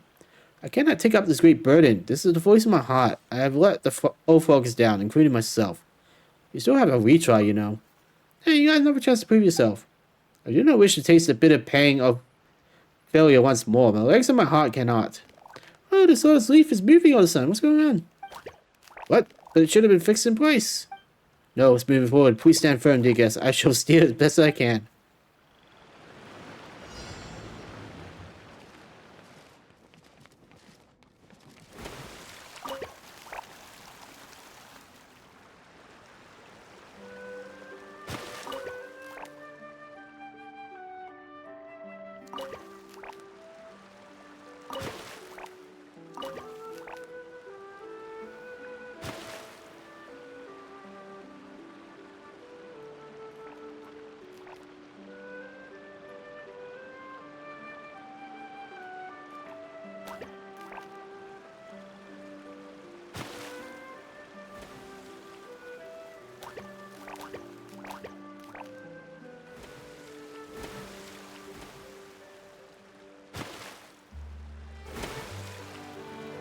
Oh, this is gonna be different.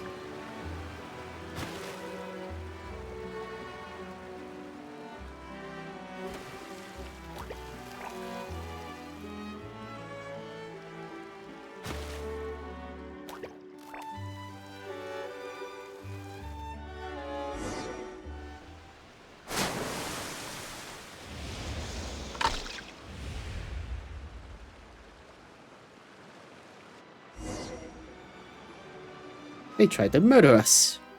Would you look at that? Robot the unyielding, Robot the bold. He seized the opportunity for a retry and a spectacular indeed. This is a miracle without precedent. He is the only paper frog ever to leap across this precipice. Knew you had it in you, Robot. I believe in you. It was leaf that suddenly started moving. That was your doing, wasn't it? Something like Mr. Lou and I came up with together. I apologize to your guests for hiding this from you. Well, that was something exciting. I'd do it over again. A bit of advance notice would be appreciated, though. I'm truly sorry. I've spoken with Mr. Holu, and we'll surely compensate you for the fight you had. To be sure, we did a great number of many lotus pads in the waters beneath you. Even if you had fallen, you would not have been injured. We would never allow guests to be harmed. I swear it by the good name of Rainsong Pond. Alright then, Philbert, now that everyone has witnessed your giant leap, you no longer have any reason to reject the victor's crown. But it was coincidence. A miracle born from circumstances. Just one fluke leap. It was only with the aid of these two guests I was able to do it all. I'll be honest, we were just having fun drifting alongside you. Exactly, we were watching from the sidelines. That big jump was all yours. Still, our work wasn't in vain. Right here? It would have been a race to stand by it and watch such a brilliant frog give up like that. You love it so much and you trained so hard for so long, it would have been awful for you just giving up. Oh, and I guess, truly your hearts are purer than the first drop of morning dew. I am sorry, my friend. To have done you such an injustice, you should have been the winner of that match. Oh, come now, you proved that you're the best of us, did you not? Please listen to me. We have many competitions ahead of us, and I'm glad to compete with you 1,000 times more. But this time, we must put our best frog forward to fetch the princess. This is our calling, and the future of Rainsong Pond rests upon it. As such, there is no room for error. Do you understand me? I do. Good, Furlbot. That's wonderful. Well, this seems to have turned out great. We have ourselves a real champion now, don't we? Next up, our champion shall go rescue princess, and then our calling will be complete. Not to interrupt or anything, about that princess of yours. Yeah, so, you said a whole bunch about a princess of yours, fetch her this, best frog that. Now everything's ready, do you actually know where the princess is? Yeah, of course, we're about to go receive and rescue her, for she lives in a tower made of vines and giant trees. Only the bravest, boldest, and most jumpiest of frogs may evade the thorns and deep mist, leaping atop the tower to deliver the princess from her cage. There's a lot of pressure to put on someone to the top in one jump. I'll definitely fall down halfway. Come now, Philbert, don't be such a rash to return to the pond. Why, we haven't yet even laid eyes upon that tree. Would you finally shut up and do it? Our hard work has finally paid off. We have located the tower, and it is the kingdom of breezes and bells. Mr. Holu, there is not there but a forest of flying squirrel. Certainly not a high jump tower. Are you certain that that is our destination? Absolutely. I personally went to inspect that place. The tower there is so high that you can barely see the top. There is none, I reckon, who might scale it apart from us paper frogs. That's really impressive. Let me go take a look first. You're coming along too? That would be wonderful. It looks like we got quite a crowd for a little princess welcoming party. Not bad at all. See, I knew things would work out for the best. Let us make our preparations, then set forth for the kingdom of breezes and bells. As for you, dear guests, we shall see you there. Oh yes, Mr. Furboard, please go to the water ceremony first, would you? It will take place at the pond. No.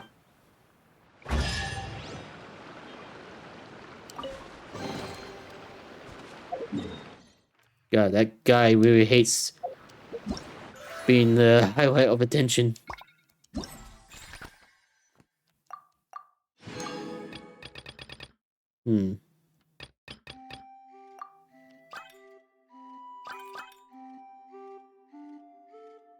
75 times?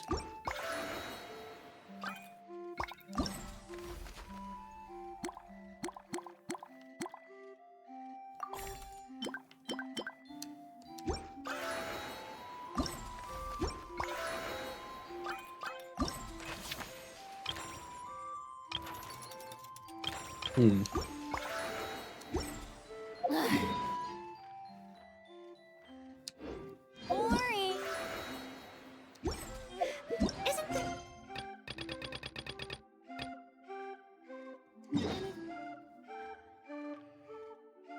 Else more interesting to do? Hang on.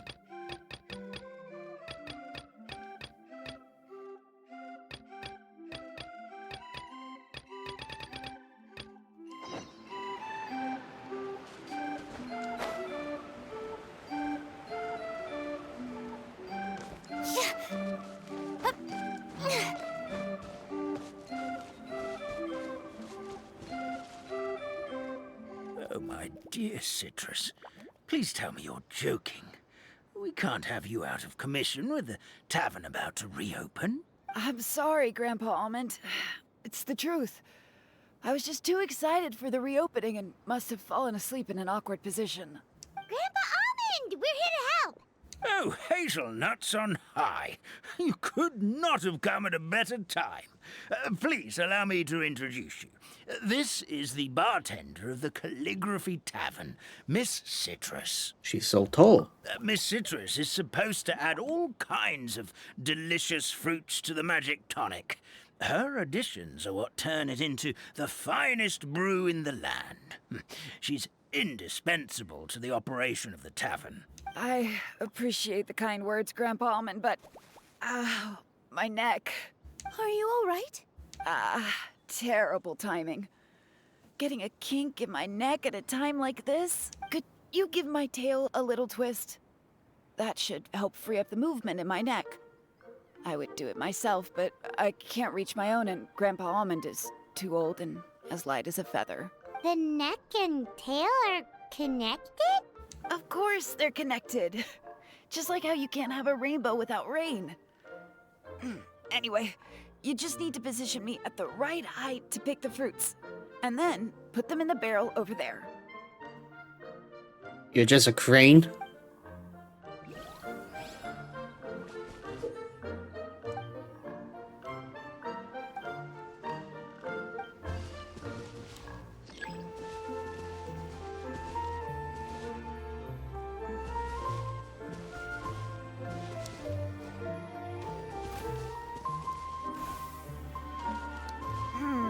This doesn't seem quite right.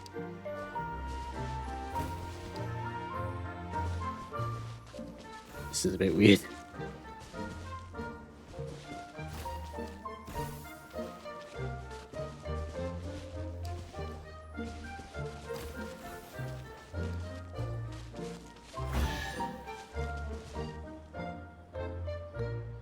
Perfect. My neck feels much better. So there really is some kind of connection between your neck and tail. Thank you so much, everyone. I can rest easy now, knowing the drinks at the tavern will be just as wonderful as before. That's another problem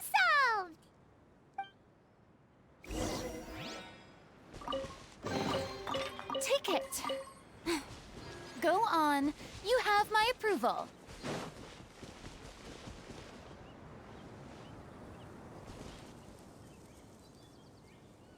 Yep.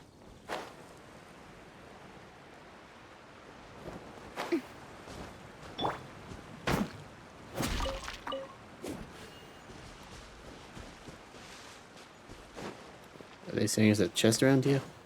Yep. I could make a tidy sum selling some of this.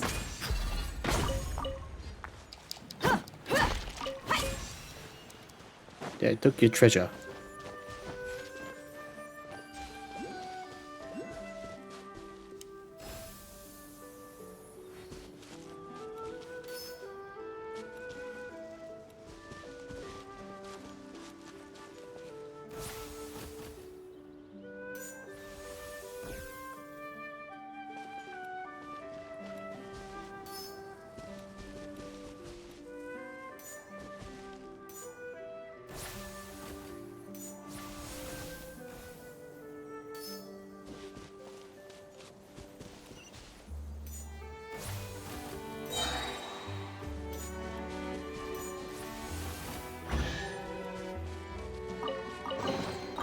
Well, how about that?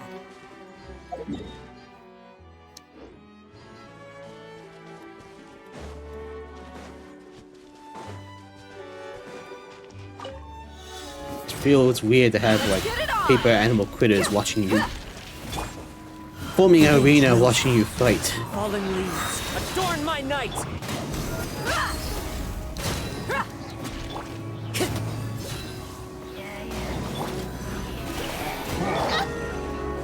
Into the wind!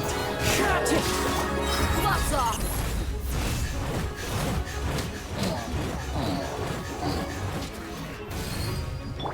Shine down. Torn to oblivion.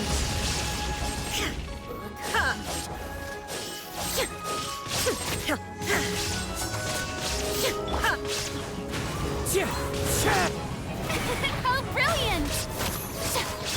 Time to go.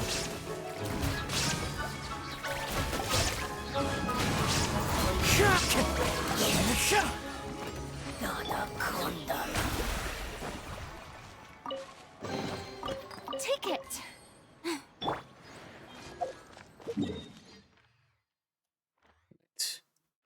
Let's go back there. Can't teleport.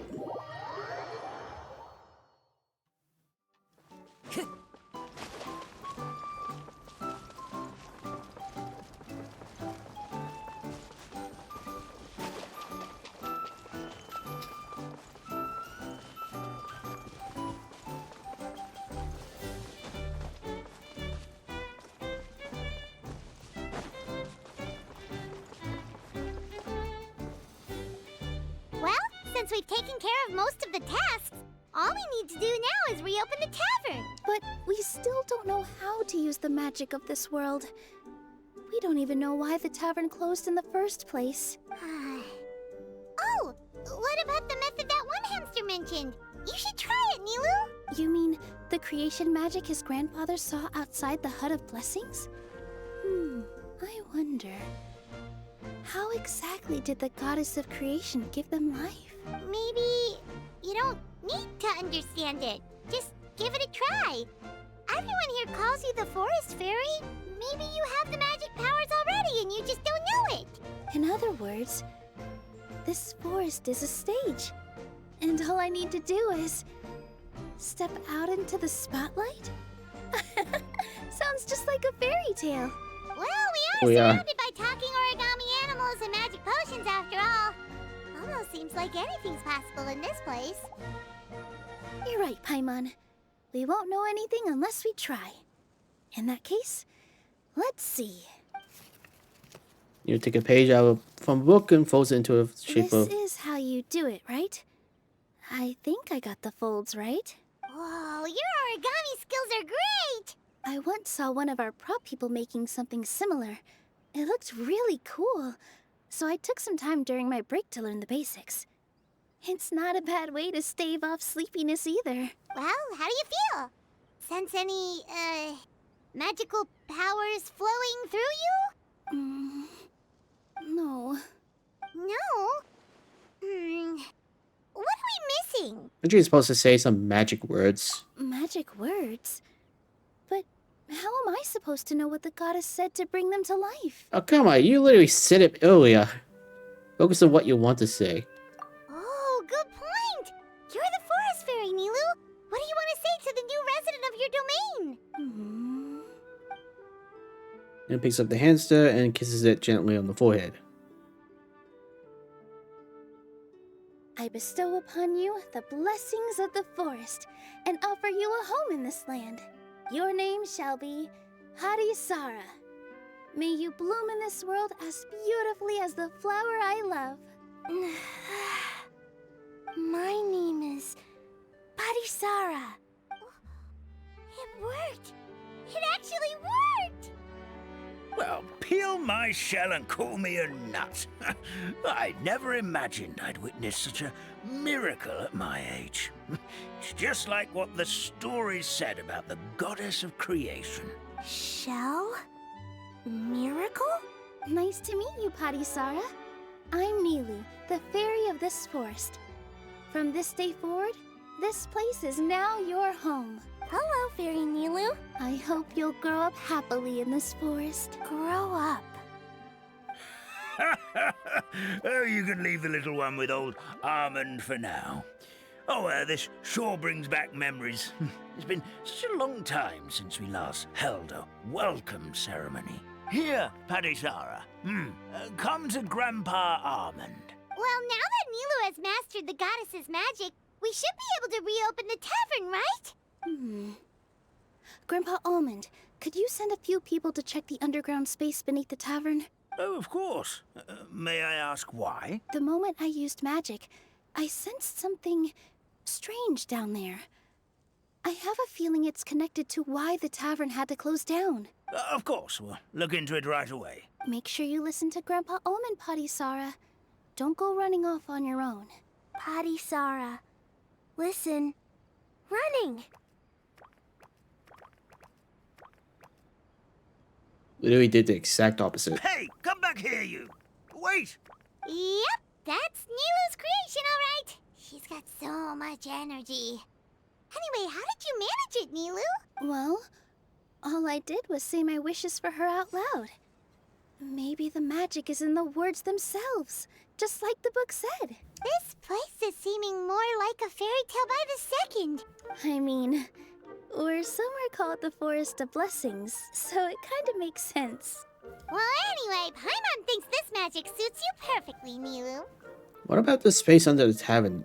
What had you so concerned? When I brought Potty Sara to life just now, I was able to sense the magic flowing through the forest, and the flowers and trees, and inside the creatures that live here. But for some reason, there's a hollowed out space beneath the tavern where I couldn't sense anything at all. We're back, my lady. That was fast. You were right. There was something under the tavern that I've never seen before. It looked transparent and gave off a clinking sound when I knocked on it. Transparent and clinking. Oh, I've got it! Already? You've got to use fairy tale logic, Paimon. Is it an ink bottle? That's right. An empty ink bottle, to be exact. Still remember the taste of the magic tonic you took a sip of, Paimon? Yeah, it was ink. Oh, Paimon gets it now! Traveler, Paimon, will you come gather some ingredients with me? I learned what we need to make the magic tonic back in the Hut of Blessings. Sure thing! What do we need to get? A setting sun that never sets, a dragon that cannot fly, and a moon that only shines at night. We're doomed. Where are we supposed to find crazy things like that? She means sunsetters, snapdragons, and neopalolotuses. What? How did you get that so fast? Fairy tale logic, Paimon. Keep up. Logic, huh? Lucky guess, more like. No, I'm playing no. Nilou.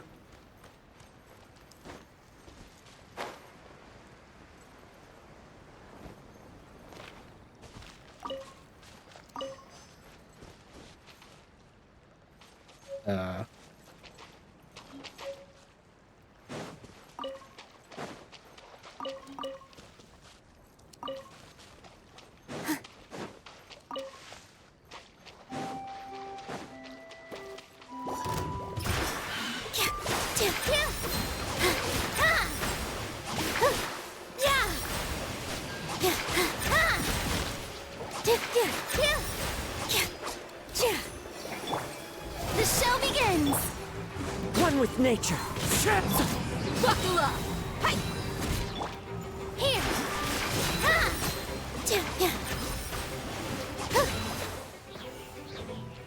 That should be everything, right? What should we do now? Let's go back to the Hut of Blessings.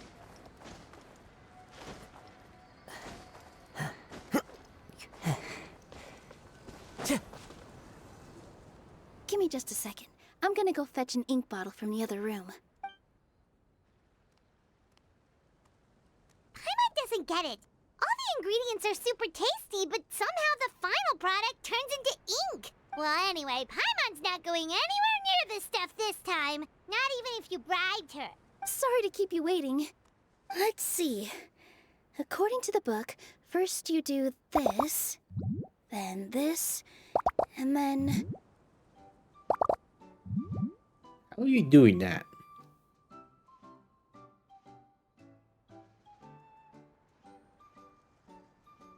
It's done! How? Wow, magic sure makes everything super convenient.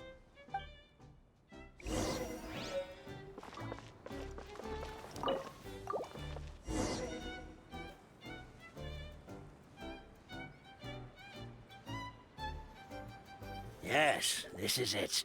This is exactly the magic tonic we need. Grandpa Almond, Could you take the concoction to the room underneath the tavern and place it next to the transparent bottle you found? I'll handle the rest. Of course. As you command, so it shall be done. I still get nervous at times like this. It's just like when you step on stage and you can tell that every single person's gaze is fixed right on you. Relax, Nilou. We're right here with you. Thanks, you two. I can't tell you how great it is to have you by my side.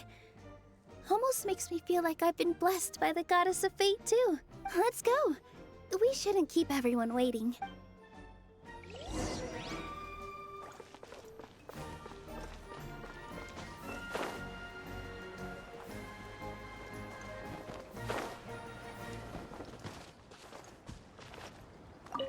I've placed the bottle where you requested. The rest is up to you, my lady.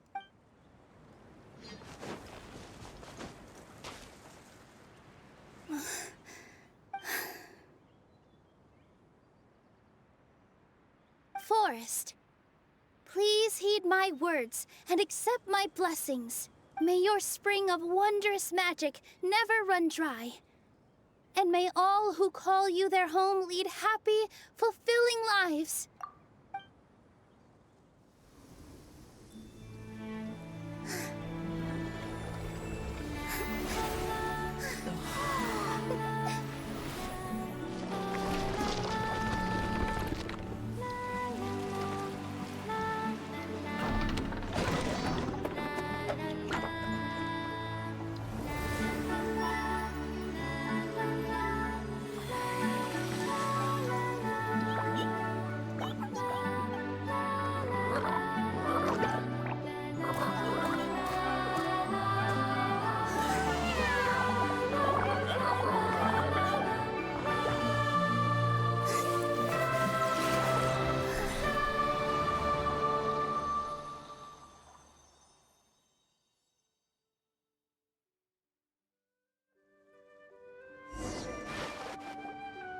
Fairy Nilou is amazing!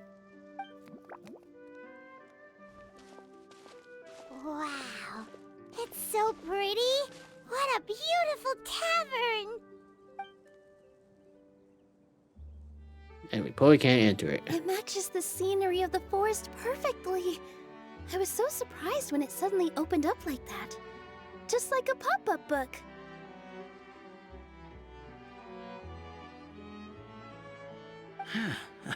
I remember now. I remember everything. It was me.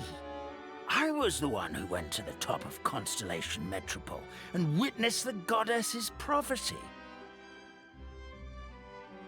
The hero who shall save this world will descend upon the cliff of prophecy.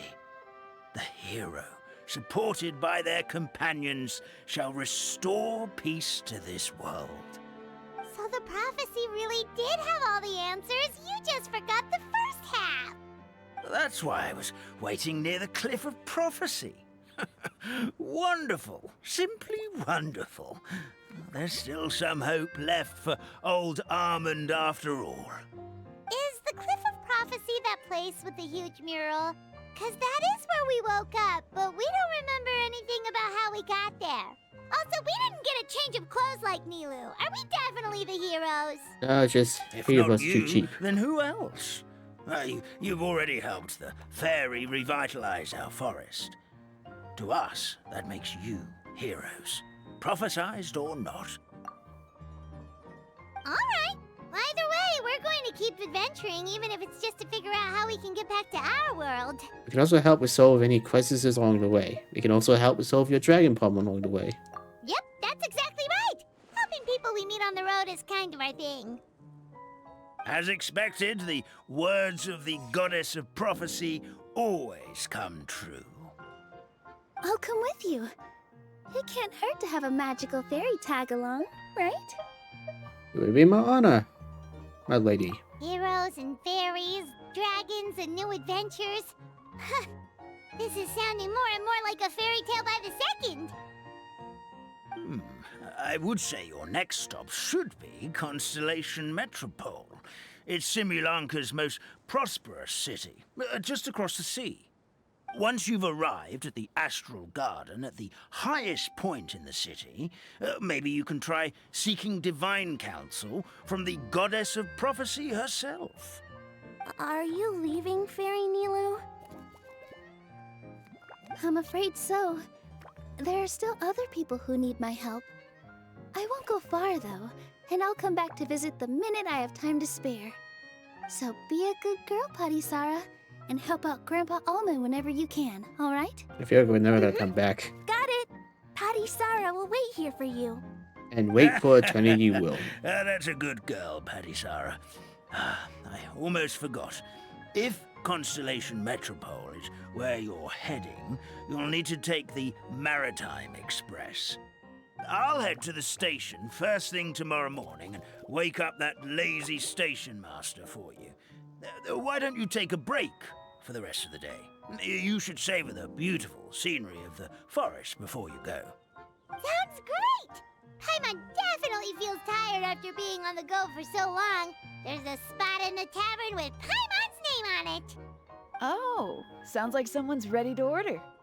Oh, well, if you're offering. Paimon will take a glass of Buell fruit tonic. But hold the tonic. I want you realize we're gonna be drinking ink.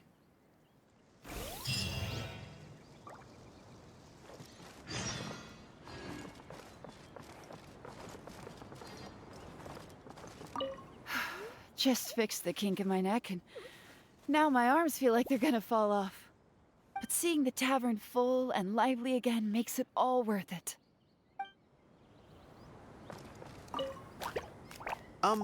Firecracker? I think you've had enough. Look, I'm just really happy for you, okay? Happy for all of us. The entire forest. Listen to you. You're gonna ruin your voice if you keep going.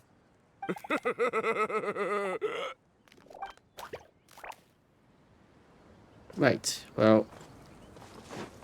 Wait. Our kind fairy dances just as beautifully as the goddess of creation. Here we go again. Let me guess. She was dancing when your grandfather saw her create life, was she? Very funny. A goddess is all-powerful. Of course she can dance. Alright, well... Sounds like the next one would be over here. But I have yet to do this bit yet. Probably best I do that, then move on. Oh, right.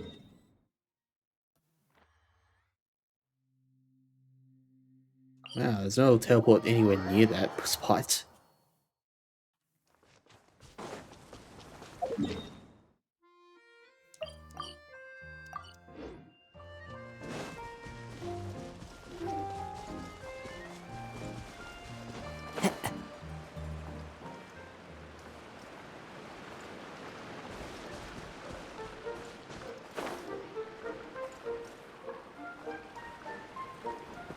Is this anything? Follow the wind.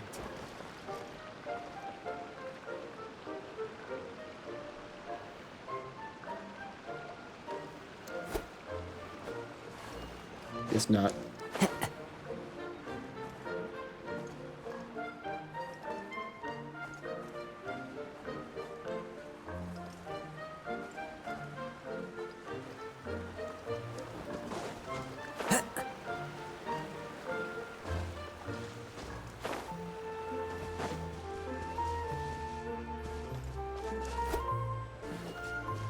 Nothing? Okay.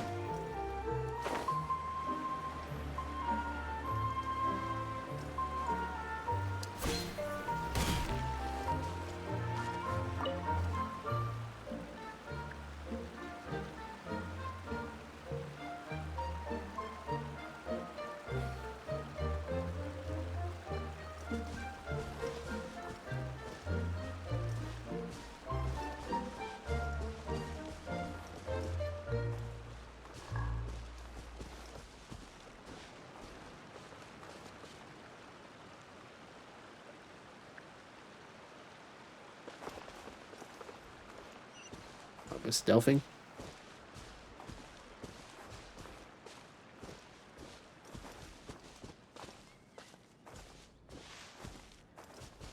Guess not. The wind knows me. Look alive! There is no escape!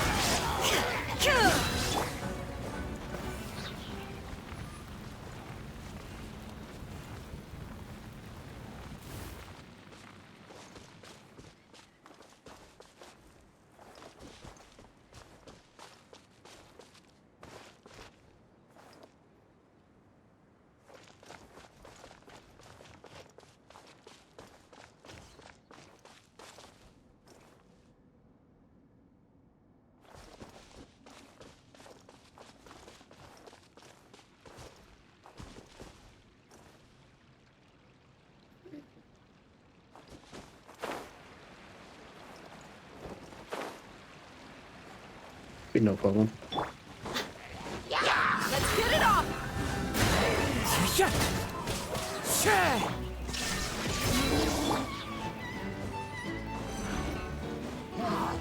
As one with wind and cloud.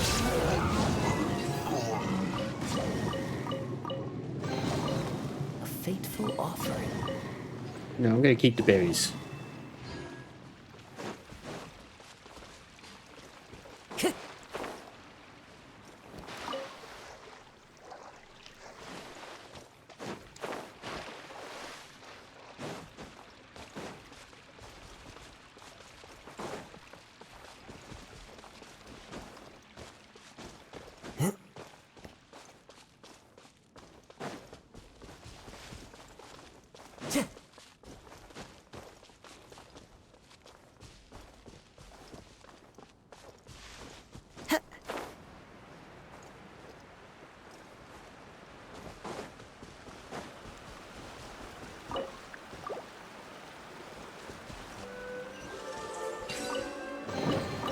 Brings a smile to my face.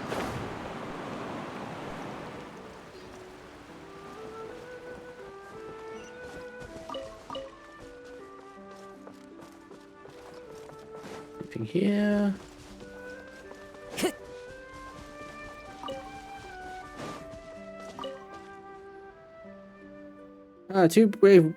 Two more brave warriors step up to the plate. Are you here to play Boil Fury? Come then, right this way. I'm looking forward to witnessing your unmatched powers of flight. Oh, cool it. Haven't even said anything. One need to keep cool to fly, I guess? Not all. A cool head will merely dull your sense of the wind. Only one who faces the wild wind utterly unprepared may uncover their true potential.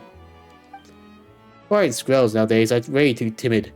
They've utterly forgotten the lessons taught by the brave northerly wind. They stand in safe spots and declaiming the courage of leaves that dance in the wind. They are far too frightened to leap into its embraces themselves. How can we protect the kingdom alongside Her Highness if things keep going this way? Ludicrous! Ludicrous, I say! And this flying squirrel sure is the energetic type. Looks like he really loves flying. And that's why I found myself a passage with especially intense wind currents and set up all sorts of devices inside it. Only the bravest, the boldest, and the most bellicose in flight shall best its course. Do you have any required courage, do you guess? I'll have a right go at it. Excellent, follow me then. The passage is not far from here. Oh, this one's actually a challenge. I'll head there soon. Time to go. Follow the wind.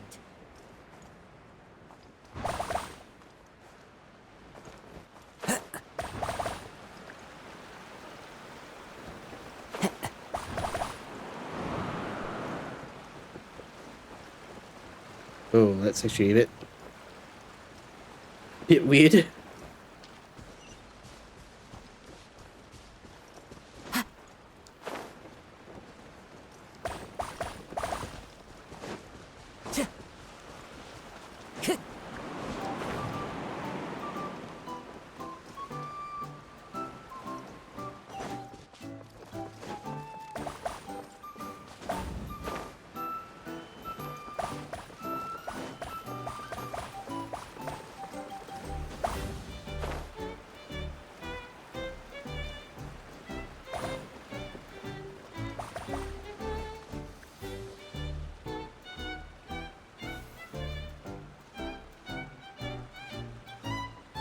Hurry up. I'm on a timer here. Well, that's actually concerning.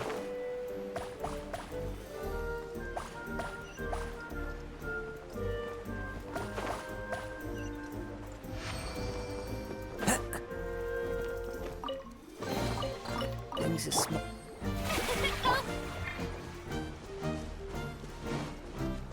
Guess I should probably head back up there. And the air current's gone. Wonderful.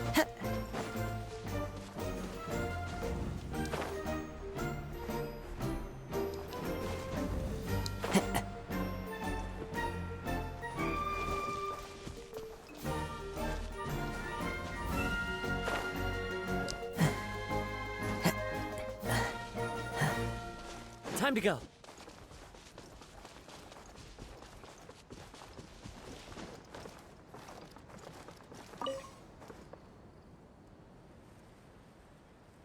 Press against one berry. The snatching only starts when I say it does.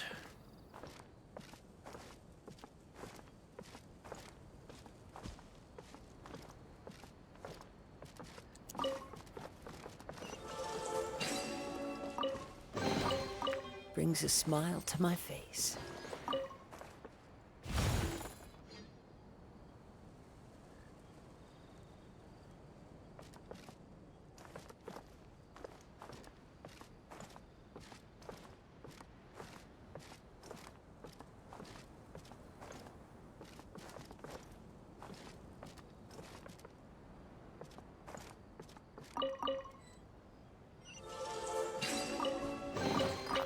Who says there aren't benefits to a life of one? I cheated. In your face, llama.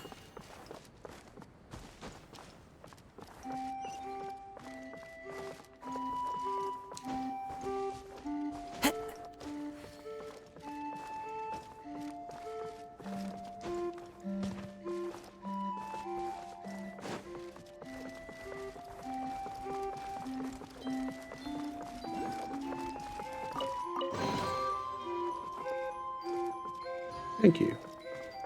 Wait, princess?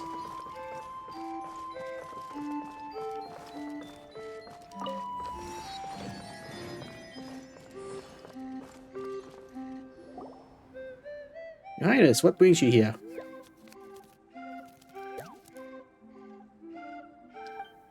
Given how things stand, I shall retrieve the relic myself and then decide what to do next. Your Highness, that will not do. Your Highness, you cannot go. Oh, let's see if you have a better solution. Let's hear it then, Mr. Sabon. Mr. Sabon. I would like to inform Your Highness that following a long discussion with Sofek last night, we come to the conclusion that it would be better to set up a trial grounds elsewhere. Here, and then the Guardian who passes our selection process can retrieve the relic for us. 2 birds with 1 stone. But about the relic, how can we be sure that the chosen Guardian is really the one we are looking for? Really not, ministers. Though we are indeed facing a great crisis, this is precisely as the legends predicted. When the crisis befalls us, a Guardian shall thereupon emerge. At this moment, what I must do is ensure that they are shown the right path. Besides, I am the best flyer in the kingdom, so there is none more suitable than I to judge the Guardian's abilities. But, then will you go instead? I'm afraid, my legs are rather useless when it comes to flight of any kind. How about you, Saborn? Will you go? My eyesight. Alas, I fear I will be unable to see their movements clearly enough to judge. Good, that's settled then. You two will stay here to handle affairs within the kingdom, while I shall assist in managing the selection process at the original location myself. Something fun going on? I just submit myself as a candidate for your trial, Your Highness.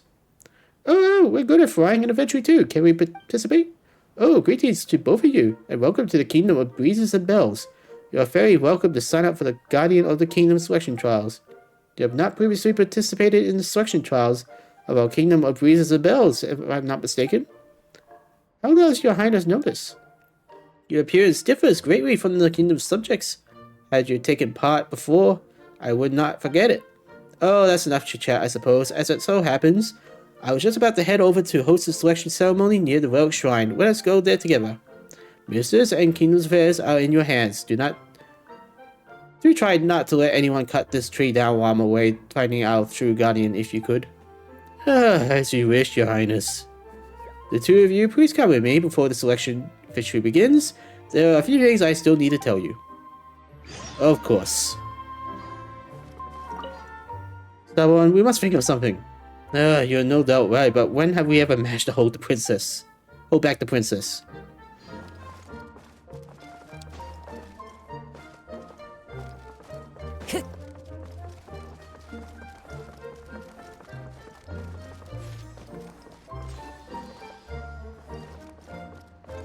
Is there something on top of this place?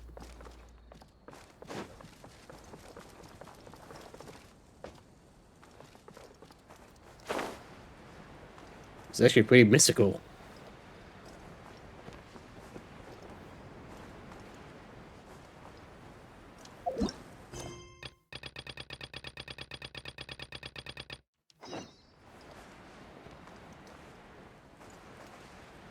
Looks like there's some treasure chests over there.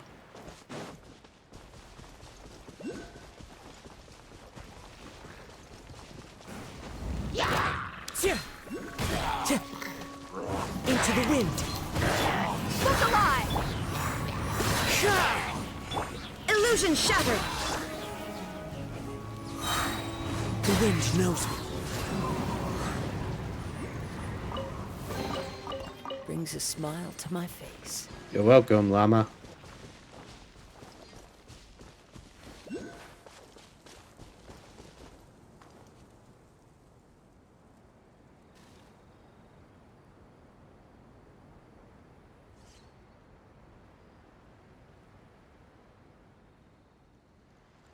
We watch mountains, huh? You, us.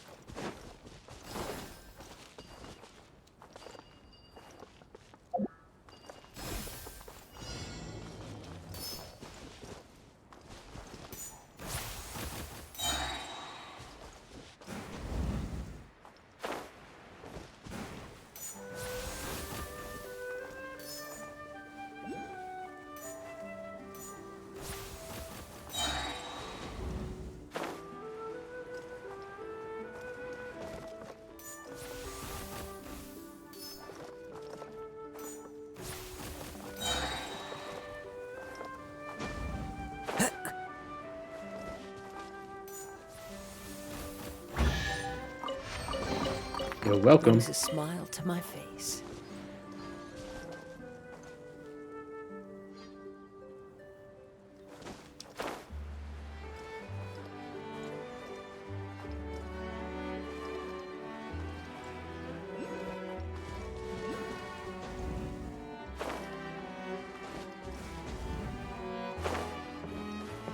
Looks like it's on top of this tree here.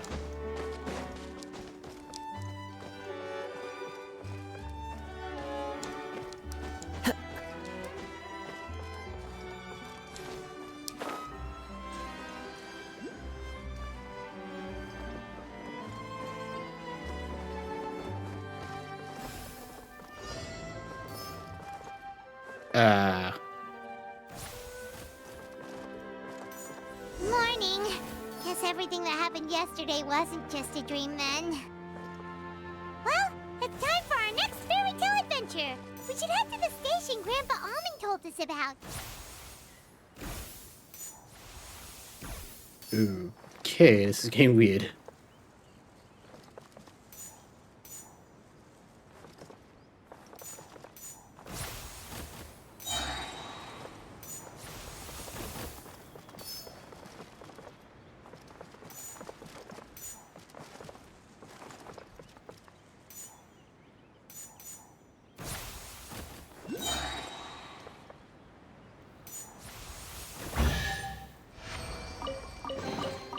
Brings a smile to my face.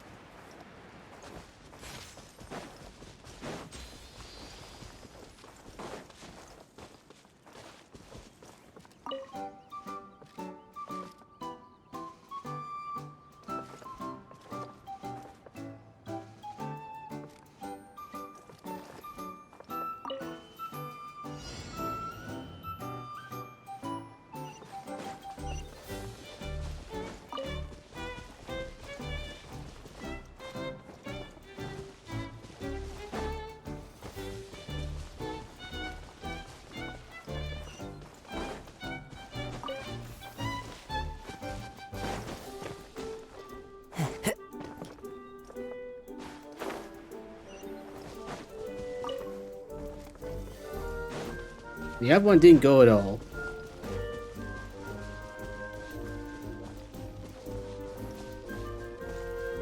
Time to go.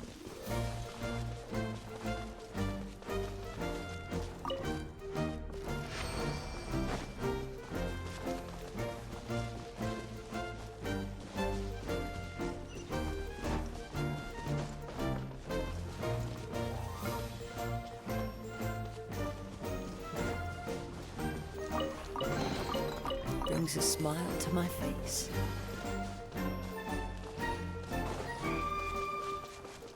A monster over there.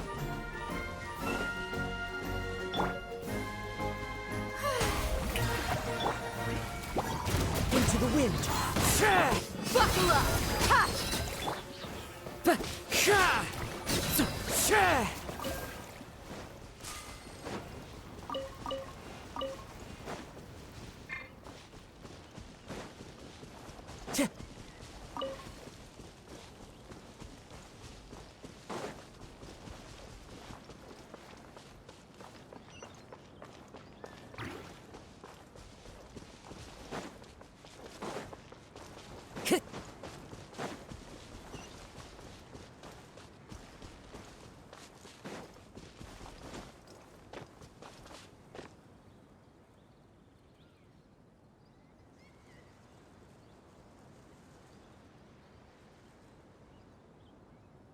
Oh, except for the last one.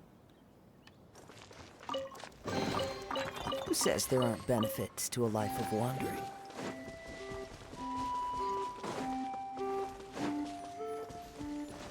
Oh god, even these things are here. One with nature. Let's get it on!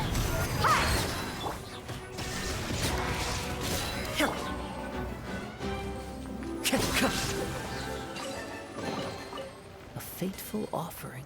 Time to go.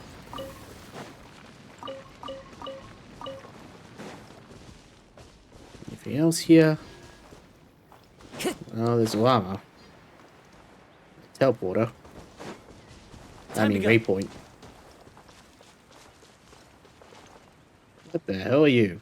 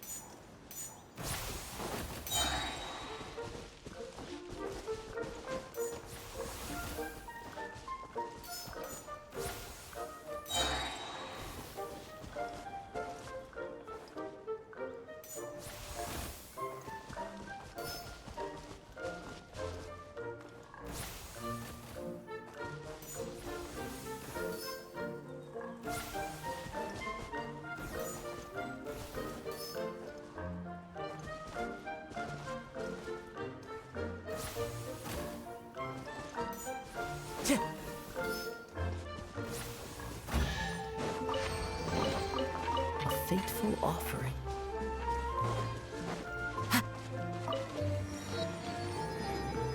That looks mysterious.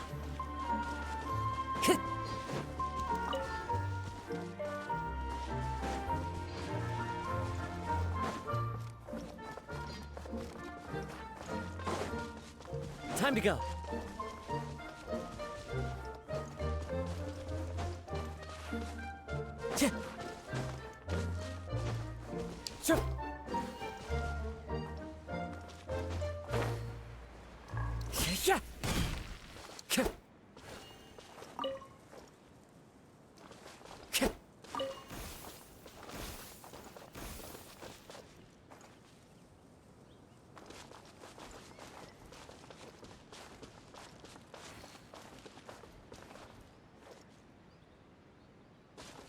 Okay.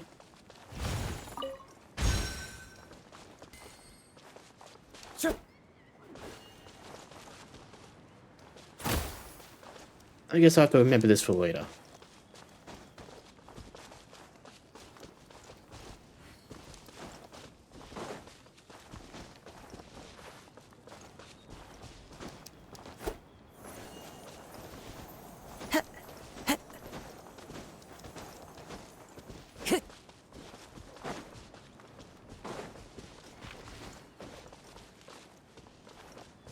I say it looks like there's some kind of puzzle here, but it looks like it's broken.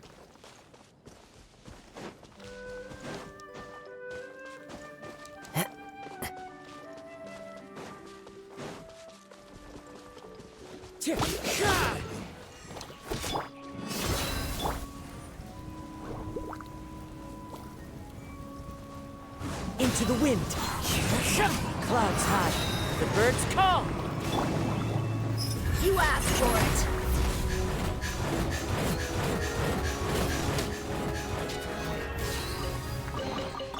I call dibs.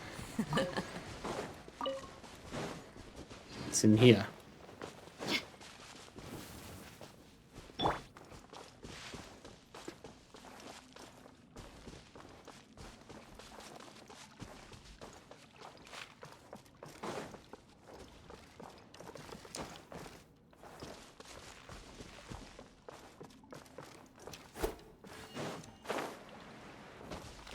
Time to go.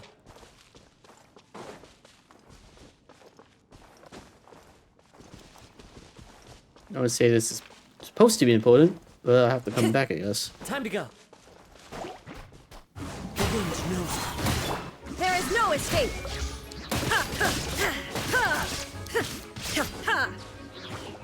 Now you shall perish.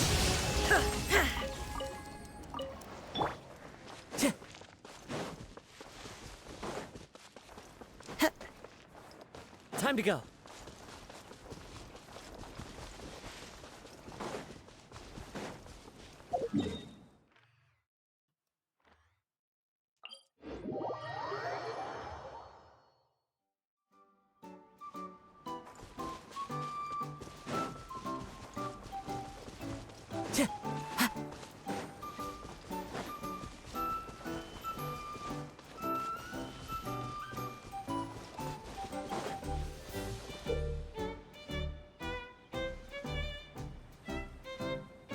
Okay.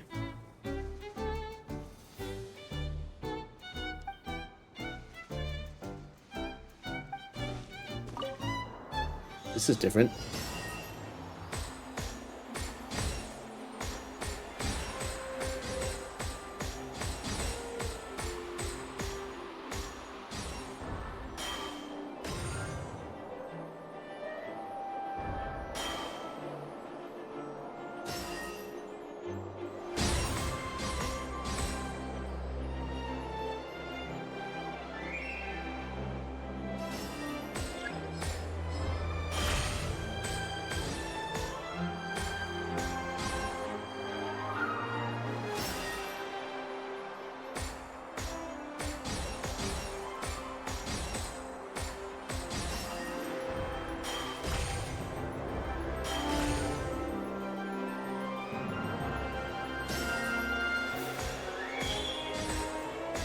I'll try and go for perfect. It was a little tricky.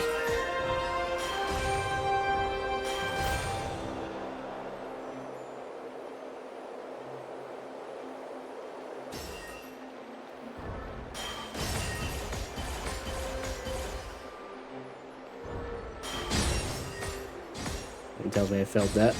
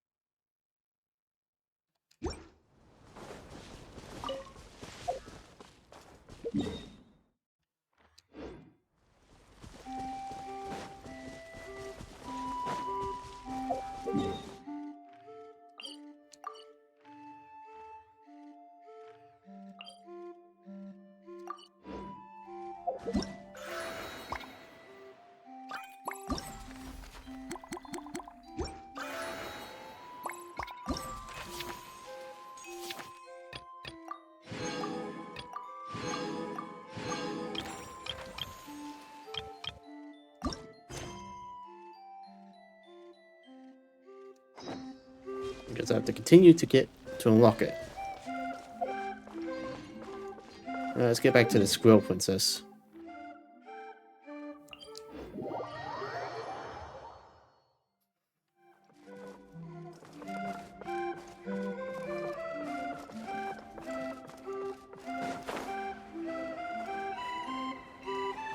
I think there's something here. No, I already did it. Time to go.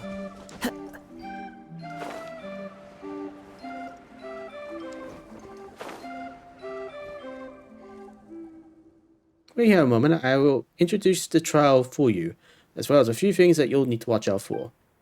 Oh, Her Highness, sir, is a decisive decision maker, huh? Guess that's a true princess for you. I declared I accept a trial quite suddenly, but Your Highness doesn't seem particularly surprised. Oh, perhaps my introduction seems a little forthcoming. My apologies. In truth, there has been many squirrels who, like you, have suddenly turned up and declared their intention to undergo the trial, so I am already accustomed to receiving such candidates. At least, there were many before that dragon attacked the kingdom. You said it was to retrieve a relic? Is it being kept somewhat dangerous? It is indeed, as I mentioned not long ago, a giant dragon passed through our kingdom. We tried our best to drive it away, but before leaving, it trampled both the trial grounds and the sacred site where the relic was kept to smithereens. Our original stable trial environment was now very different from the way it used to be. The wind currents have become unpredictable, causing a dramatic increase in the difficulty of some trial stages. After the environment changed so drastically, some candidates who could have easily passed the first few stages before now find even the first stage too challenging.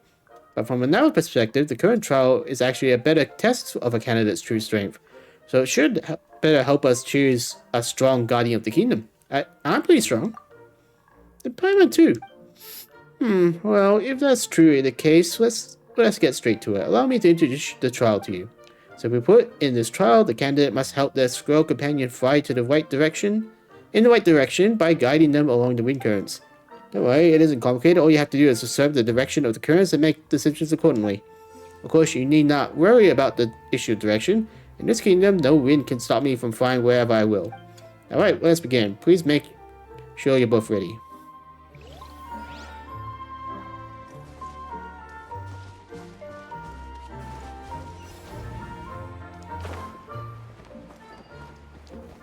Oops.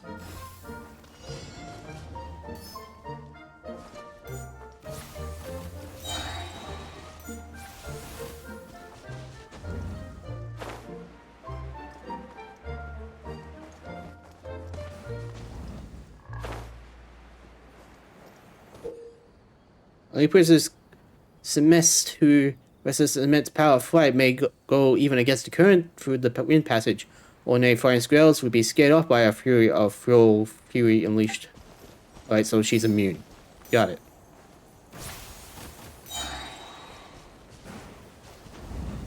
Follow the wind. Well, not exactly immune.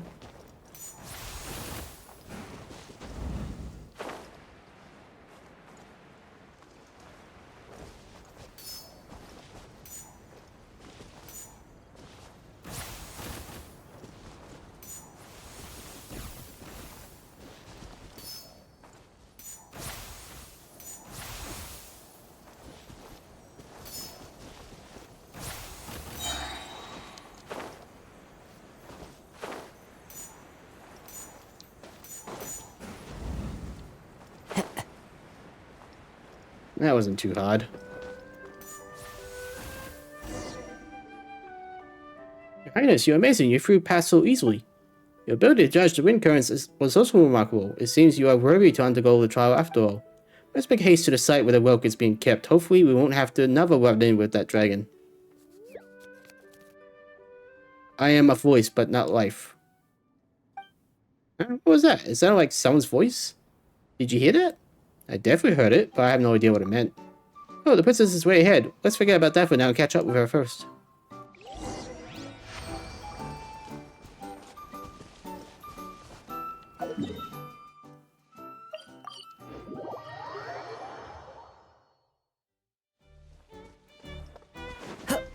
Follow the wind. So this is where the relic is being kept? Those footprints are massive. The dragon must be huge. Absent driving the dragon away, it also drove it into a rage. The relic is down there. Pass the trial and you may claim it. Paimon thought the relic would be protected by some kind of seal or guard or something. But it looks like it's just lying there. It doesn't seem like anything stopping someone from just taking it. Just a hop and a step away. We don't have jump down and take it? What you say is correct. The relic does indeed have a seal, namely the trial that you have seen. According to the kingdom's records, one must pass the trial in order to retrieve the relic. Conversely, if it was taken by someone who has not yet passed the trial, it will lose its meaning as a relic. Thus, even I must pass the entire trial to retrieve the true relic. There must be both a trial and a challenger to do so. Without satisfying those two conditions, the best case scenario is that we be walking away with a useless lump of stone. The best case scenario, does that mean something worse could happen too? Those who act in defiance of the rules shall be cursed. Cursed? In that case, let's just go ahead and accept the trial.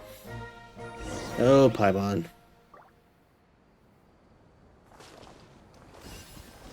How is Sakurai doing this? Never mind, it seems to be all fixed.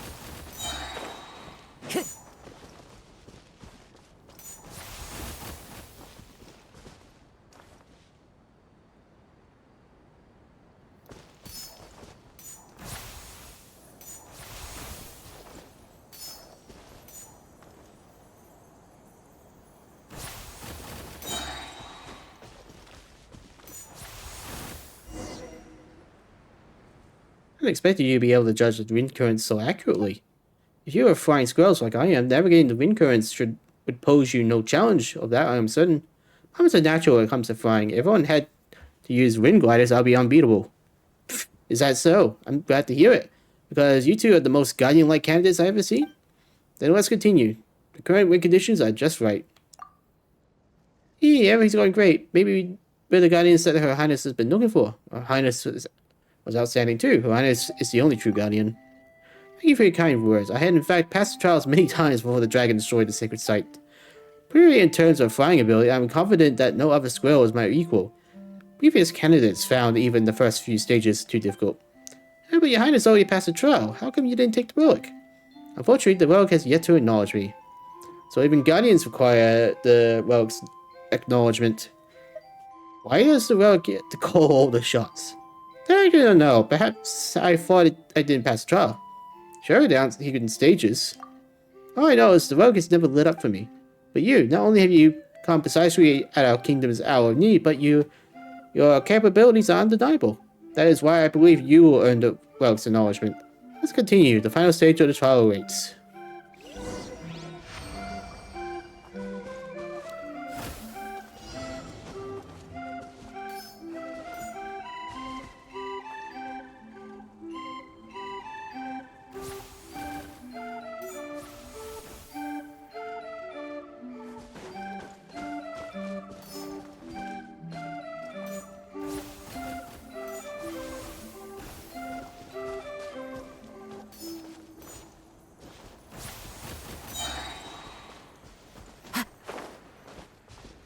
I got people watching.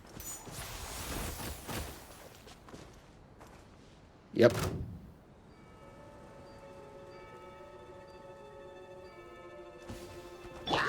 Strike a pose! One with nature. As one with wind and cloud. Look alive! Let the world collide! Torn to oblivion!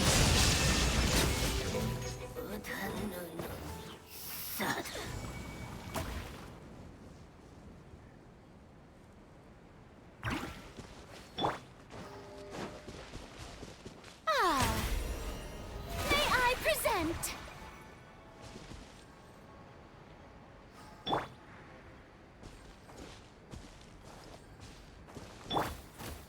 Yeah, so I was expecting another ambush.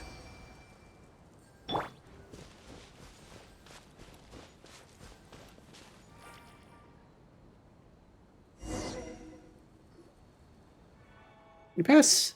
We're guardians now, so is this where the relic that's used to acknowledge new guardians?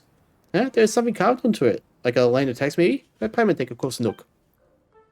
Stories follow rules, unfolding in cynical patterns, but each should follow its own course. Paimon doesn't get it. Do you get it, Xanmoas? It's probably some roundabout way of cheering us on. It's probably meant to encourage challenges.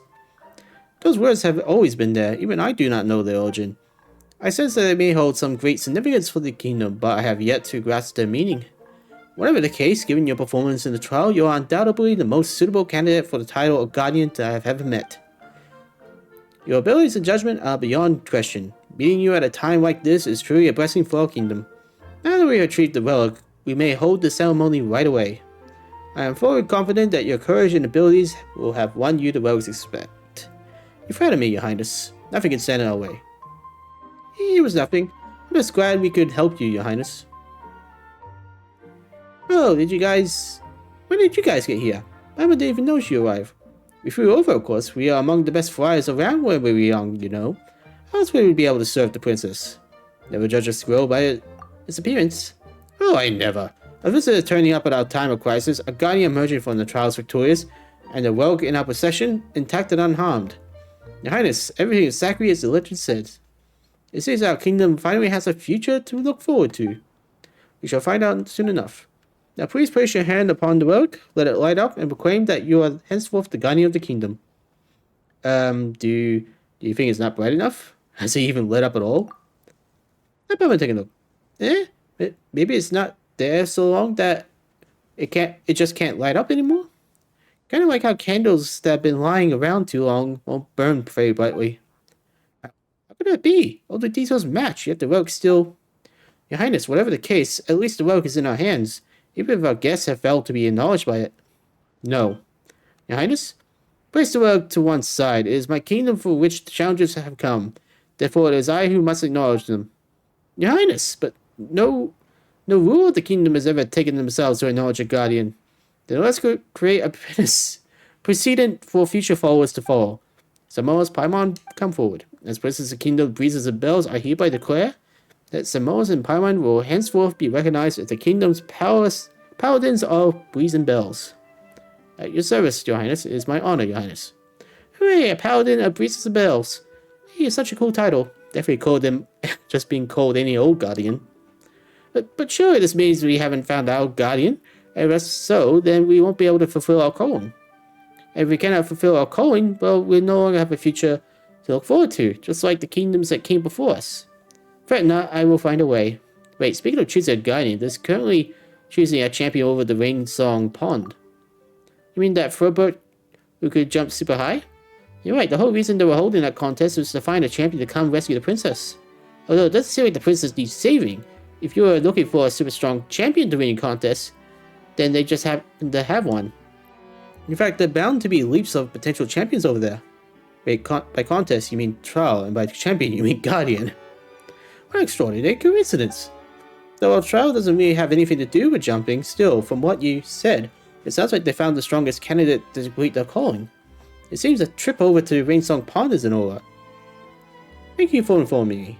Wait, but Your Highness, there are paper frogs over there. They're nothing like us, they're not.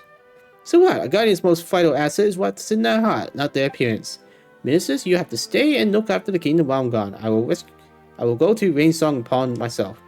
My loyal paladin, I hope that the champion over the Rainsong Pond is as fierce and skilled as you are. Well, skilled is certainly accurate, but as for fierce, that remains to be seen. Oh, you mean to say that this champion of theirs is actually a sheep's and wolf clothing? Ah, that's all the more the reason to go see them in person. Alright, that's settled then. Oh, and if I'm going to Rainsong Pond, perhaps I better bring some gifts.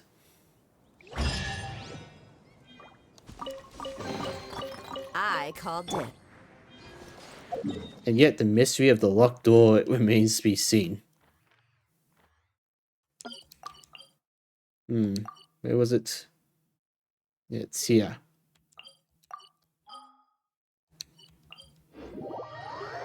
Maybe there's some kind of secret if I go there?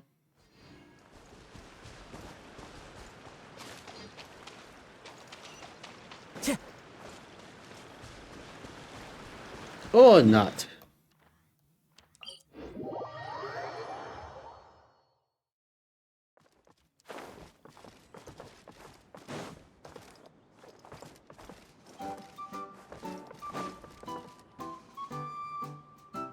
So we're all completely stumped. Oh, you're here. Oh, it's you. Such a relief that you come. Thank you for coming, my honorable paladin. We seem to have run into a rather peculiar problem. Peculiar problem? Oh, don't tell Paimon that the relic has acknowledged Mr. Furlbot either. If the problem was only that I hadn't been acknowledged as a guardian, that would actually be simpler. How to put it, Mr. Furlbot is indeed a champion jumper, that much is indisputable. But the trial he passed was Ring Song's Pawn's jumping contest, and when he was acknowledged as champion, it was the committee that declared him so. It is true that Her Highness resides in a tall tower, and that in this kingdom does indeed have its own series of odious trials. But she clearly isn't trapped, much less needs me to jump up and rescue her. And those trials, no matter how good I am at jumping, I'll never be able to pass them. They're just not designed for paper frogs. On paper you seem like a perfect candidate, but the details just didn't work out. What are we to do if we can't complete our calling? You keep talking about this calling of yours, and Mr. Furlbot mentioned it too.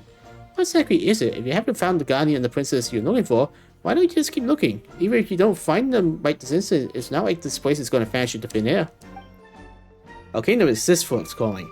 It is also the only way we can save it.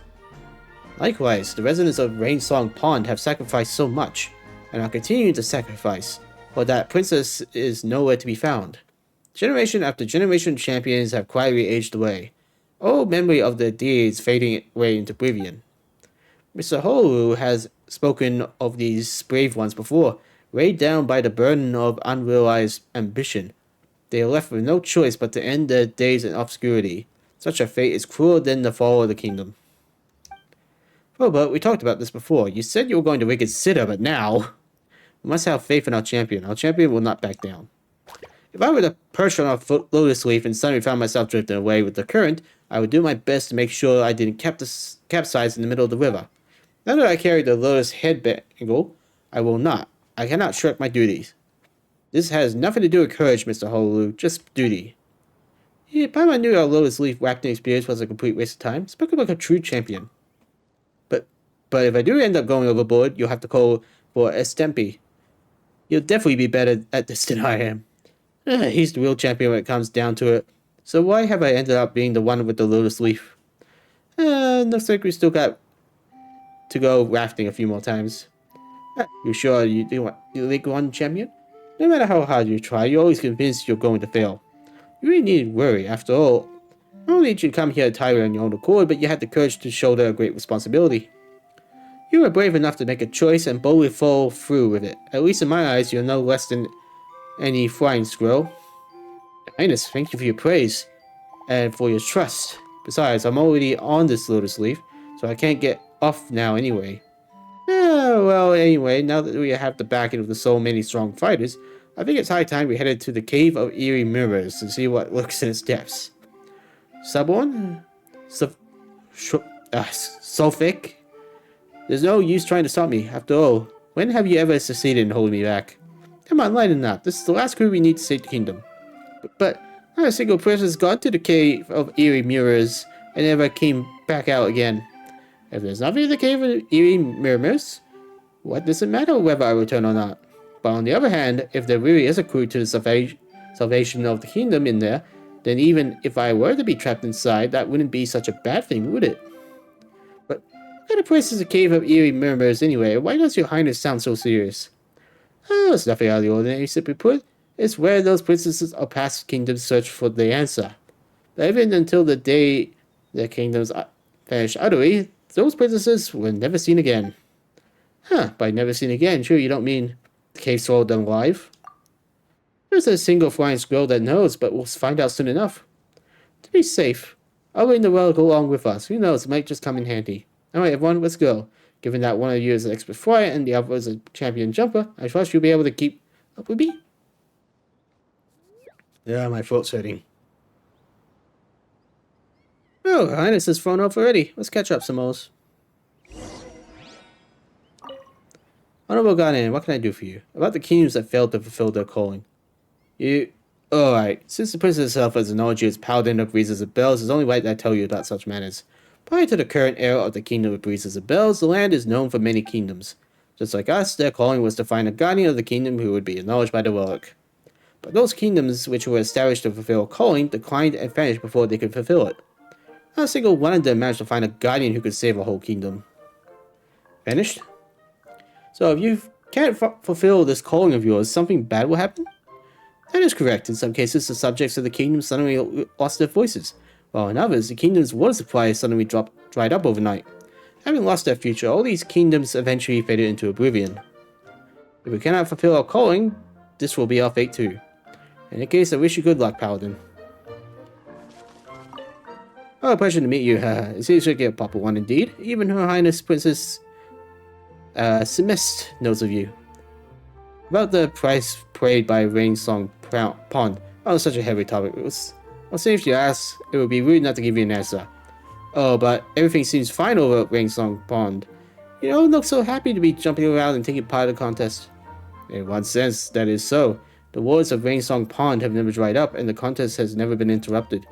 Each committee worked tirelessly away, and each contestant training constantly, doing everything they can to be up to the task of saving the princess someday. But all those paper frogs endlessly laboring, they are the price that Rainsong Pond has paid. From the moment we are born, our calling is to practice jumping and save the princess. Every aspect of life at Rainsong Pond revolves around this. Innumerable paper frogs have sat on Rainsong Pond committee, and countless champions have been chosen, but all this time, we never managed to find our princess. Generation upon generation of frustrated champions have thus aged away, not knowing how to fulfill the calling that they so cherished. All they can do is watch helplessly as their once powerful legs grow weak and their fine webbed feet gradually wither away. And worst of all, because our champion keeps aging, we must constantly train new ones to ensure that the strongest paper frogs ready at all times should the princess suddenly appear. So Rainsong Pond's contest continues without any sign of an ending. Yet now, none remember the names of the champions who, though they once cherished their calling, ended up aged away in helpless impotence. As Princess Semest puts it, weighed down by the burden of unrealized ambition, they are left with no other choice but to end their days in obscurity. Such a fate is cruel in the fall of the kingdom. Wow, you guys suck. But that's enough about all of that. The atmosphere is suddenly feeling rather heavy. Let us place our trust in Furbo and Princess Semest. I'm sure they'll be able to do something about it. And you frogs have been talking about finding the princess and rescuing them. You talked about this tree, assuming that the princess was in there. You guys are cowards not trying to hop here and just check and ask. Hey, is our princess here? Oh no, not a frog princess at any rate. Oh, okay. Leave, that's it.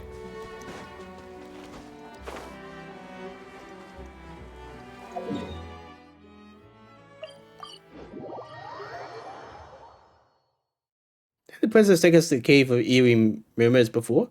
But I'm not sure she heard a strange voice while we were there. Just to let you guys know, us paper frogs aren't very good at jumping in caves. Don't worry, Mr. Forbot. My mom might have just been hearing things. I am a voice, but a voice is not life. Interaction is only born of contradictions, and only interaction is dialogue. There it is again. Do not fear, these voices will not harm us. They are simply lamenting their own past. Lamenting the past? Are these a princess's voice?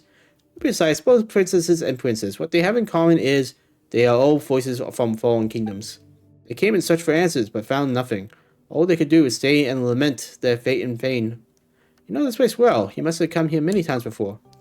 You show great intuition, as one with respect of a paladin. That is correct. I have come here often since my accession. After all, compared to all the princesses and princesses from the past, there's nothing special about me at all.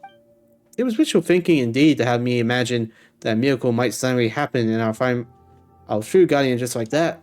But for the sake of my kingdom, I had to keep searching for a way to fulfill my calling. I could not simply stand by and watch it fade away. So I looked everywhere and found nothing. Finally though, I narrowed down my search to the Cave of Eerie Murmurs. But because this cave has never been thoroughly investigated, and so as not to drive Sabon and Sofek sick with worry, or cause their voices to go hoarse, I have never entered the Cave of Eerie Murmurs itself. Now for the future of the kingdom and all our aged champions, I have no choice but to go in. Don't be afraid, your highness. Not only do you have a super strong Xanmoas and the champion jumper, Mr. Fobot, to back you up, you also have season 4 to Paimon too. No matter what happens, we'll make sure you're safe. Right, Xanmoas, right, Frobot? Leave it all to me. Got your back, I think? I mean, well, hopefully got your back. Seriously, case we aren't the sign for jumping in. Sorry, Mr. Champion, we still have plenty of time to prepare. After all, we just need to figure out how to get into the cave first.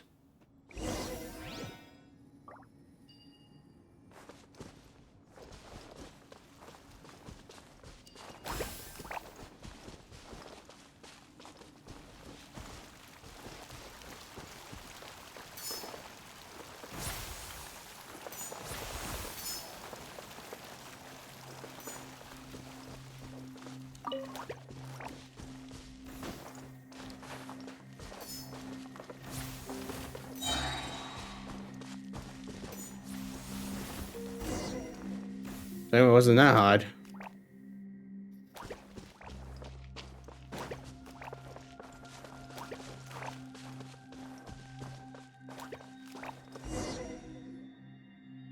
So chilly around here, such a strange vibe. I'm just glad we haven't seen anything weird. Wait a second, what's that carved on the wall over there? Looks like a story? What's it about? After setting up the trial herself, the princess awaited her guardian within the kingdom. I think I recall the story from the kingdom's records. In the legend, it said that despite the passing of much time, there still came no sign of a guardian, and it seemed the kingdom's resources would soon run dry. The princess, whose name was Kiyoya, therefore made a decision. She let the kingdom's people fall into a deep slumber and sealed off its land except the tower, where she alone remained to await the coming of a guardian. What became of this princess? The guardian that she awaited never came. In the end, she is said to have come to the cave of eerie mirrors alone, and vanished from the world without a trace. It is true that the princess showed great courage, but I cannot say I agree with her approach. As I see it, by deciding to simply wait there while people slept in blissful ignorance, she consigned her kingdom to an unknown fate. Instead, she should have taken the initiative by calling upon her people to unite as one, seeking out this guardian together. If she had done this, even if their efforts had turned out to be vain, at least she would have known that she done all she could. Yeah, it's just like the last one of the story says. Stories full of rules, unfolding in cynical patterns, but each should follow its own course. Your Highness, it hasn't come to that yet. Yeah, come on, there's still hope. And who knows? There might be some important clues left for us to find. Forgive me.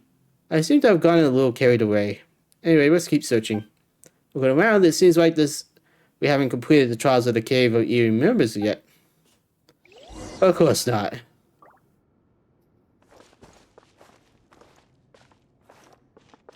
I wouldn't be surprised if we get ambushed. Oh, look at this. More lore. The system for saying goodbye is so glaring obvious. Irritating thing that is both reasonable and obvious. So, like using the word obvious.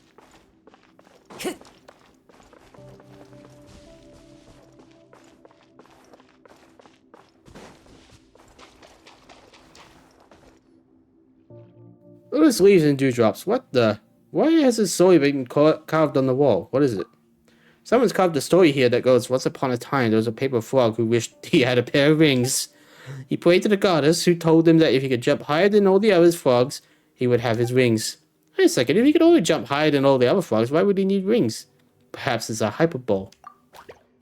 No, this champion's name is actually recorded in the community's register. This paper frog, whose name was Squirrels, once won the championship 7 times in a row. No frog was his equal.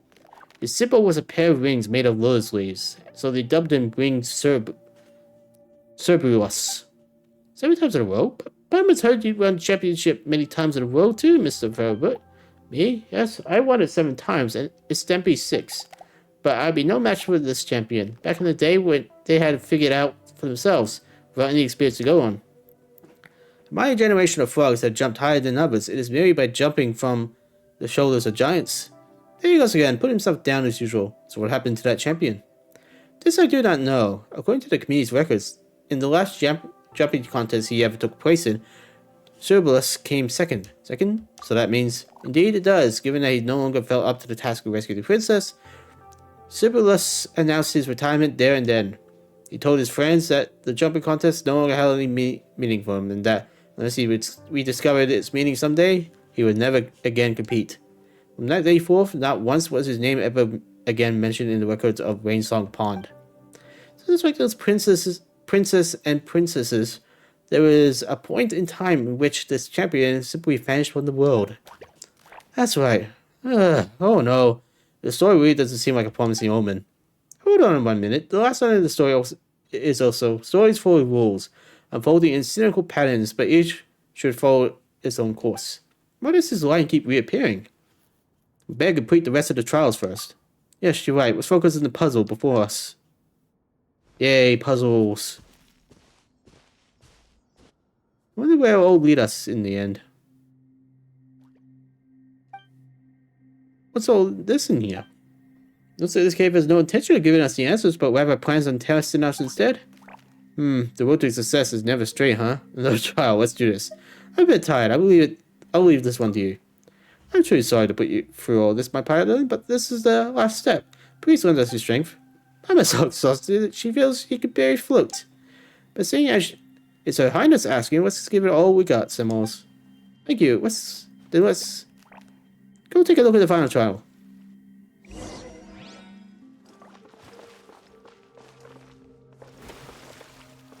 God, this reminds me of a Zelda dungeon. Holy Majora's Mask.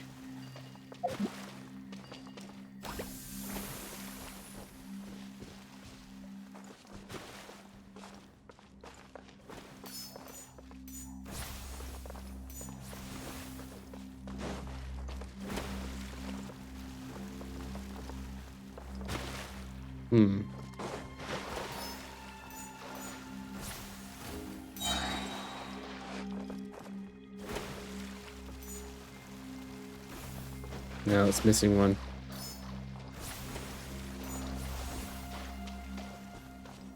Not sure what that accomplished.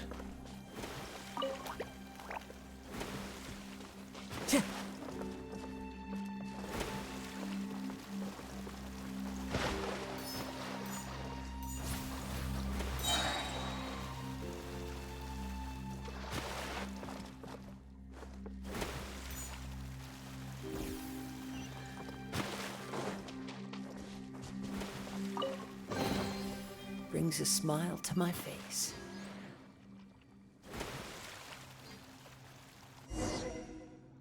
Ah, crap's a trap. Yeah, this must mean that we passed the trial, right? Yeah, that all went pretty smoothly. Who's king of trials now? That's right, this guy. You're in such a good shape. If only I was as talented as you are. Did you hear that?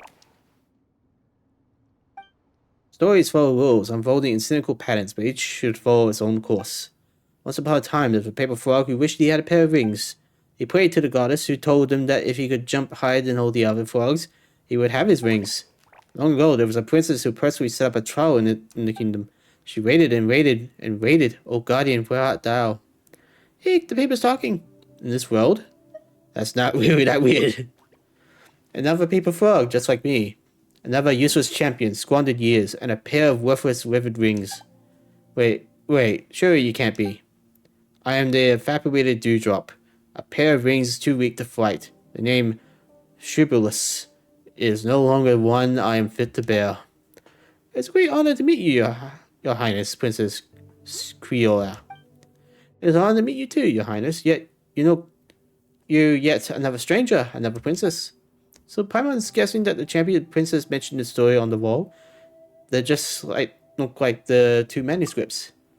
It's an honor to meet you both. You have resided in this cave for a long time now, so you should know why we are here. Your Highness, have you found the answer you were looking for? Where is the guardian we were looking for? Great champion, where is the princess that our paper frogs are supposed to save? You should go back. There are no answers here, only question after question.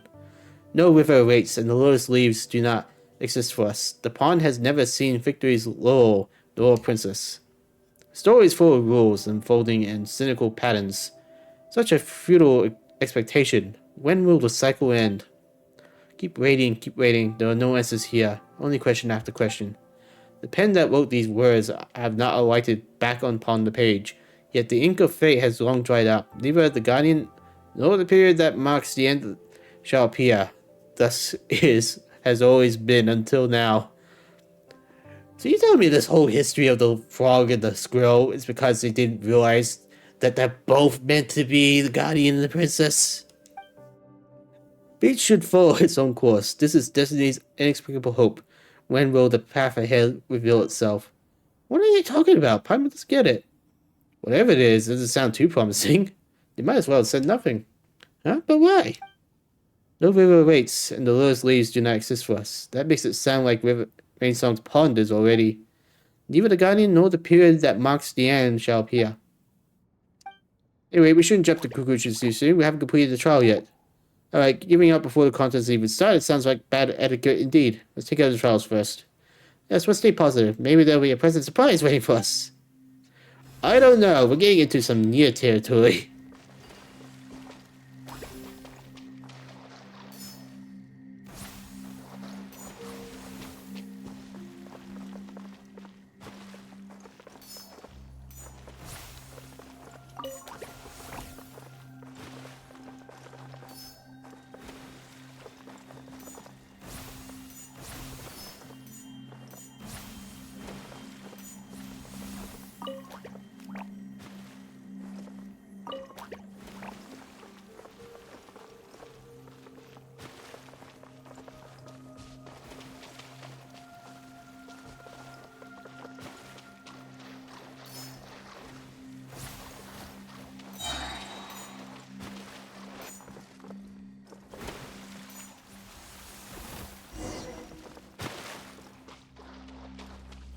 Are we done now?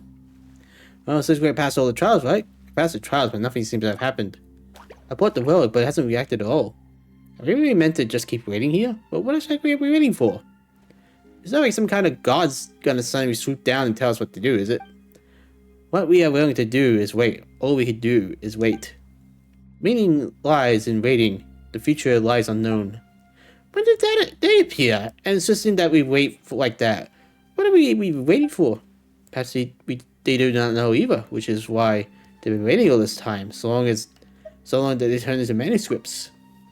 We are echoes with nowhere to return, existences that do not exist, unfinished chapters of blank papers, as are you. Together, let us go back to where we belong, stories full of rules, unfolding in cynical patterns. Each follows its own course. Hey, you piles of watered paper, why do you keep telling us to wait? Your Highness, waiting will get us nowhere. Sure, so that's it. I knew I wasn't in the wrong place. Your Highness Princess Fiora, I have my answer. To the rest of you, it is time for us to part ways. Thank you all for everything that you have done. Now, it is clear to me that the answer lies not in the Cave of Eerie Mirrors. When I first arrived, I was afraid that I would pay a heavy price to find a way to save the kingdom here. In the end, the Cave of Eerie Mirrors is nothing more than a pile of old manuscripts, deceiving themselves by reading. It's great relief to know that that hope still lies elsewhere.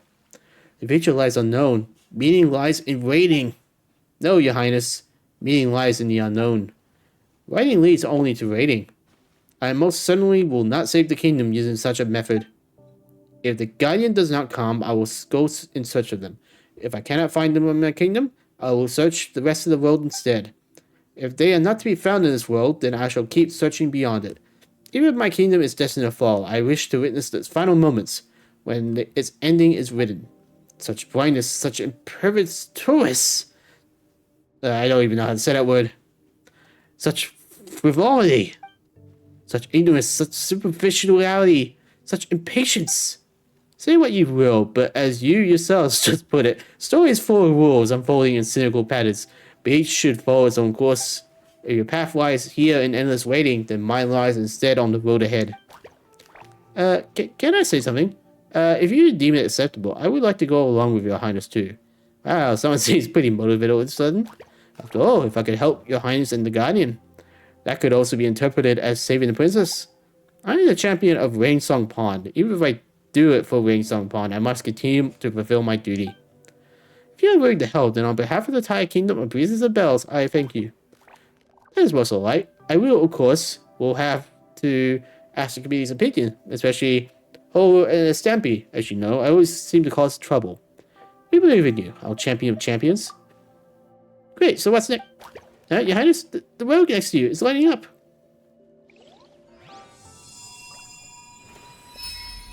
The Paimon just died right there and then.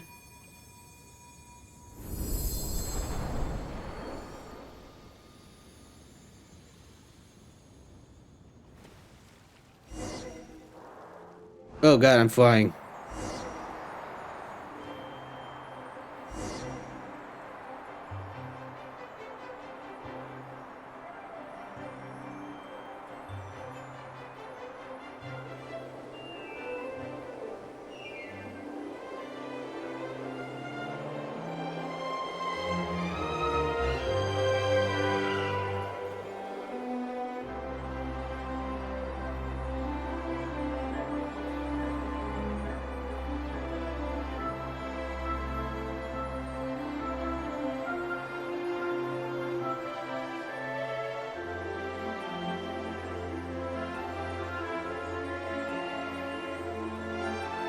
As you are flying like a Peter Pan.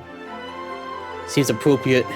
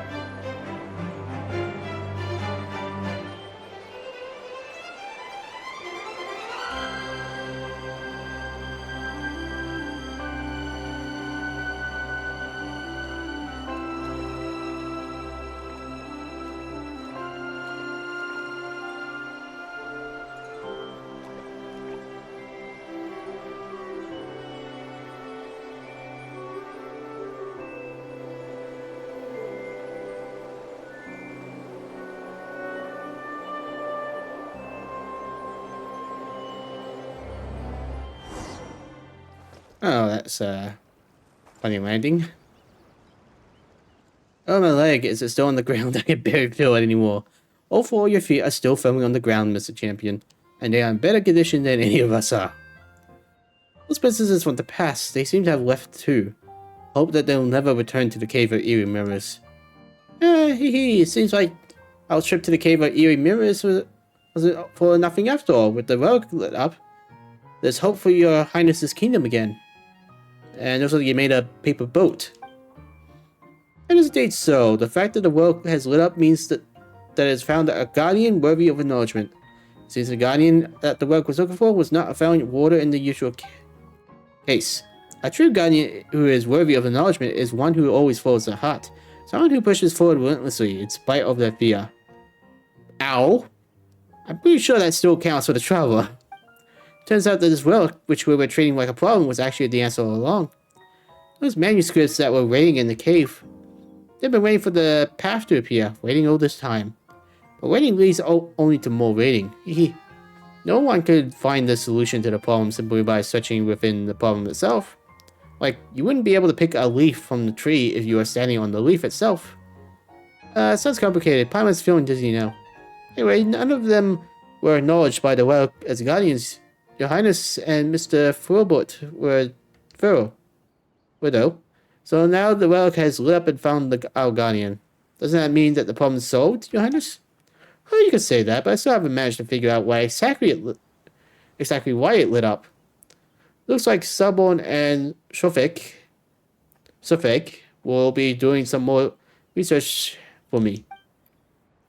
Oh, and now that Guardian's been chosen, doesn't it mean that relic trials have lost their meaning too?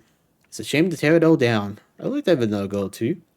No, I will keep the trial in place, but it will now be used to train Guardians rather than to choose them. If every flying squirrel was to become a Guardian someday, then no matter what difficulties the kingdoms of Breezes and Bells face, we could overcome them together. I've been waiting to do this for a long time. Such a pity that the work refused to light up sooner, and that Salborn and Suffolk stood in my way. Now that I have been acknowledged by the work, I shall do whatever I wish. That's why you're the princess, Your Highness. No. Her Highness' title should now be Guardian Princess of the Kingdom of Breezes and Bells. So, Your Highness, would it be alright if I took part of that training in your kingdom? But you're already a champion. You're up for anything now, huh? No, didn't you hear the sound just now? The voice that was speaking? This is a trial you must face to serve Princess Semest and fulfill your calling. Nope. It was the same as the voice in the manuscript that claimed to be Squirrels of the Cave of Eerie Murmurs. Surely the great champion himself doesn't actually believe that I can fulfill Rainsong Pawn's calling. But Princess Semest doesn't need me to save her. If anything, I'm the one who needs her help. So you told him you could do it? No, I didn't. Or rather, I had no intention of him, in my opinion anyway. But seeing as it's for the calling of Rainsong Pawn, what choice do I have? You're saying you would like to undergo the trial, then of course you're welcome to. I couldn't be more delighted to hear that my champion of Rainsong Pawn is willing to serve in my kingdom. Besides, I have plans to travel far away in the future, and I was actually just about to invite you to come along with me. After all, there are boundary places in this world where the wind doesn't blow. When that time comes, we'll have to rely on the champion legs of yours. Really? Then I'll try my best not to make any mistakes, though I never tried jumping with anyone riding on my back before. Then you'll have to train harder from now on. And to the two of you, thank you for all the help you've given me in my kingdom. Though there are still so many mysteries yet to be solved. Why did we need to find the Guardian? And why would the Guardian fall into the cave by itself? And why would Rainsong Pawn have such a calling? But at least the Guardian has been saved, so now I have more time to go contemplate these questions. I suppose you don't think those manuscripts of the Cave of Eerie Murmurs seem to be related to the story we had before? The legend that Nilou told us about, the goddess of fate who used ink to compose those stories. Do you mean that you know something about all this? Well, it's a long and complicated, well actually not that long and complicated story. Oh god.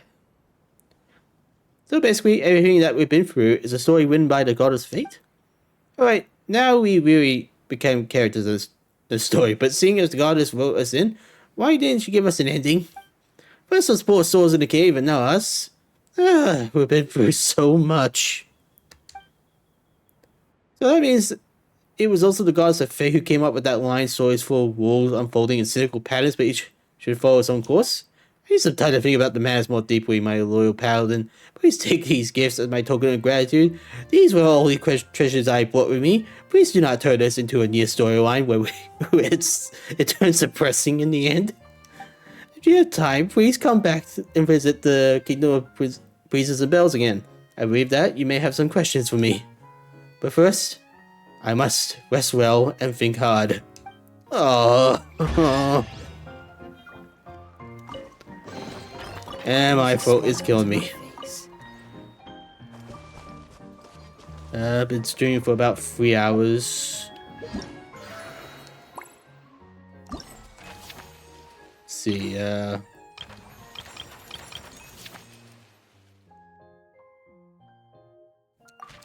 can't do that.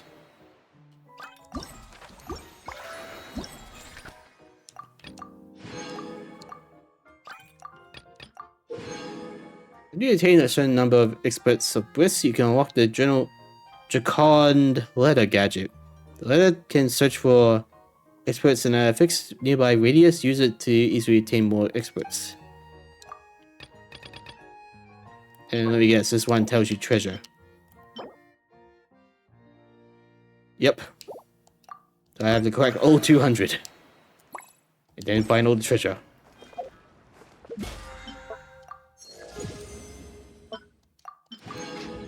Just need a second.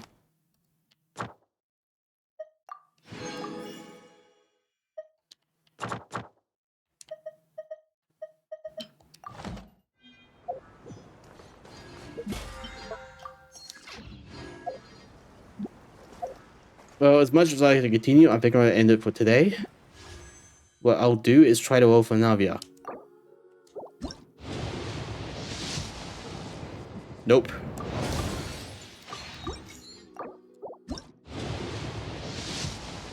Nope. And nope. Damn, Navia, you're making me work for it. I think, yeah, I can get one more.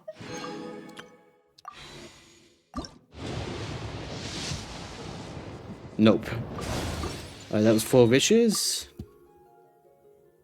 5.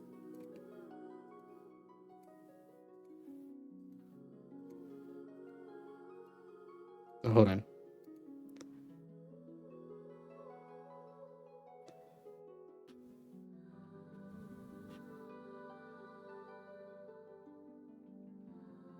Five times 9 is 9, 18, 27, 46, 45, 46, 47, 47 plus the 4 I just did. So 51. Damn, Navia. You're kind of the only Geo character I want. You're making me work for it. Damn. And I got first time chatter that says best viewers on whatever. I'm going to assume that's a bot and ban them. I don't know why bots even bother. Seems like it's easy to get banned. Wherever in this world I roam, I carry memories of my home. Well, that was something. Blade. It is the last link I have to the land of my birth. Maybe better to do a closing here.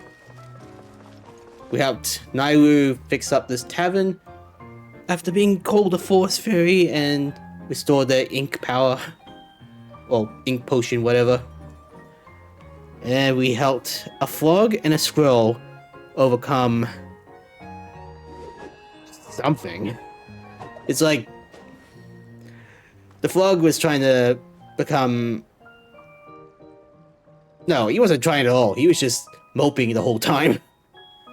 Well, the squirrel princess was trying to figure out who the guardian was. And now they both teamed up and discovered that the ancestors before them were complete depressing patients. And I know somehow I can somehow relate to that, but if you wish to hear. Yeah, endless patience didn't pay off for them. And now it's up to them to forge their own path. My god. That was so close to turning into a near ending because of what Paimon tried to do. It's like, oh, do you know this was actually written in this story? What? Yeah, your whole character's in a fictional story. What? That's essentially how it would have went off. At least in my mind. Alright, I'm going to end it for today. I'll probably continue, I don't know, maybe tomorrow, maybe? Because I got a lot of stuff to do. Like, I gotta do the Genshin event, I gotta do Star Wars event, well, story and event, and then I gotta continue Sinless Zero. I don't know if I'll make a whole week of it, but I'll try. Wherever in this I only got like 21 days left. Should be enough time. I carry memories of my home. And Star Wars probably like 30-ish days at the moment. It is the last link I have to the land of my birth. So I'll just have to keep trying, I guess.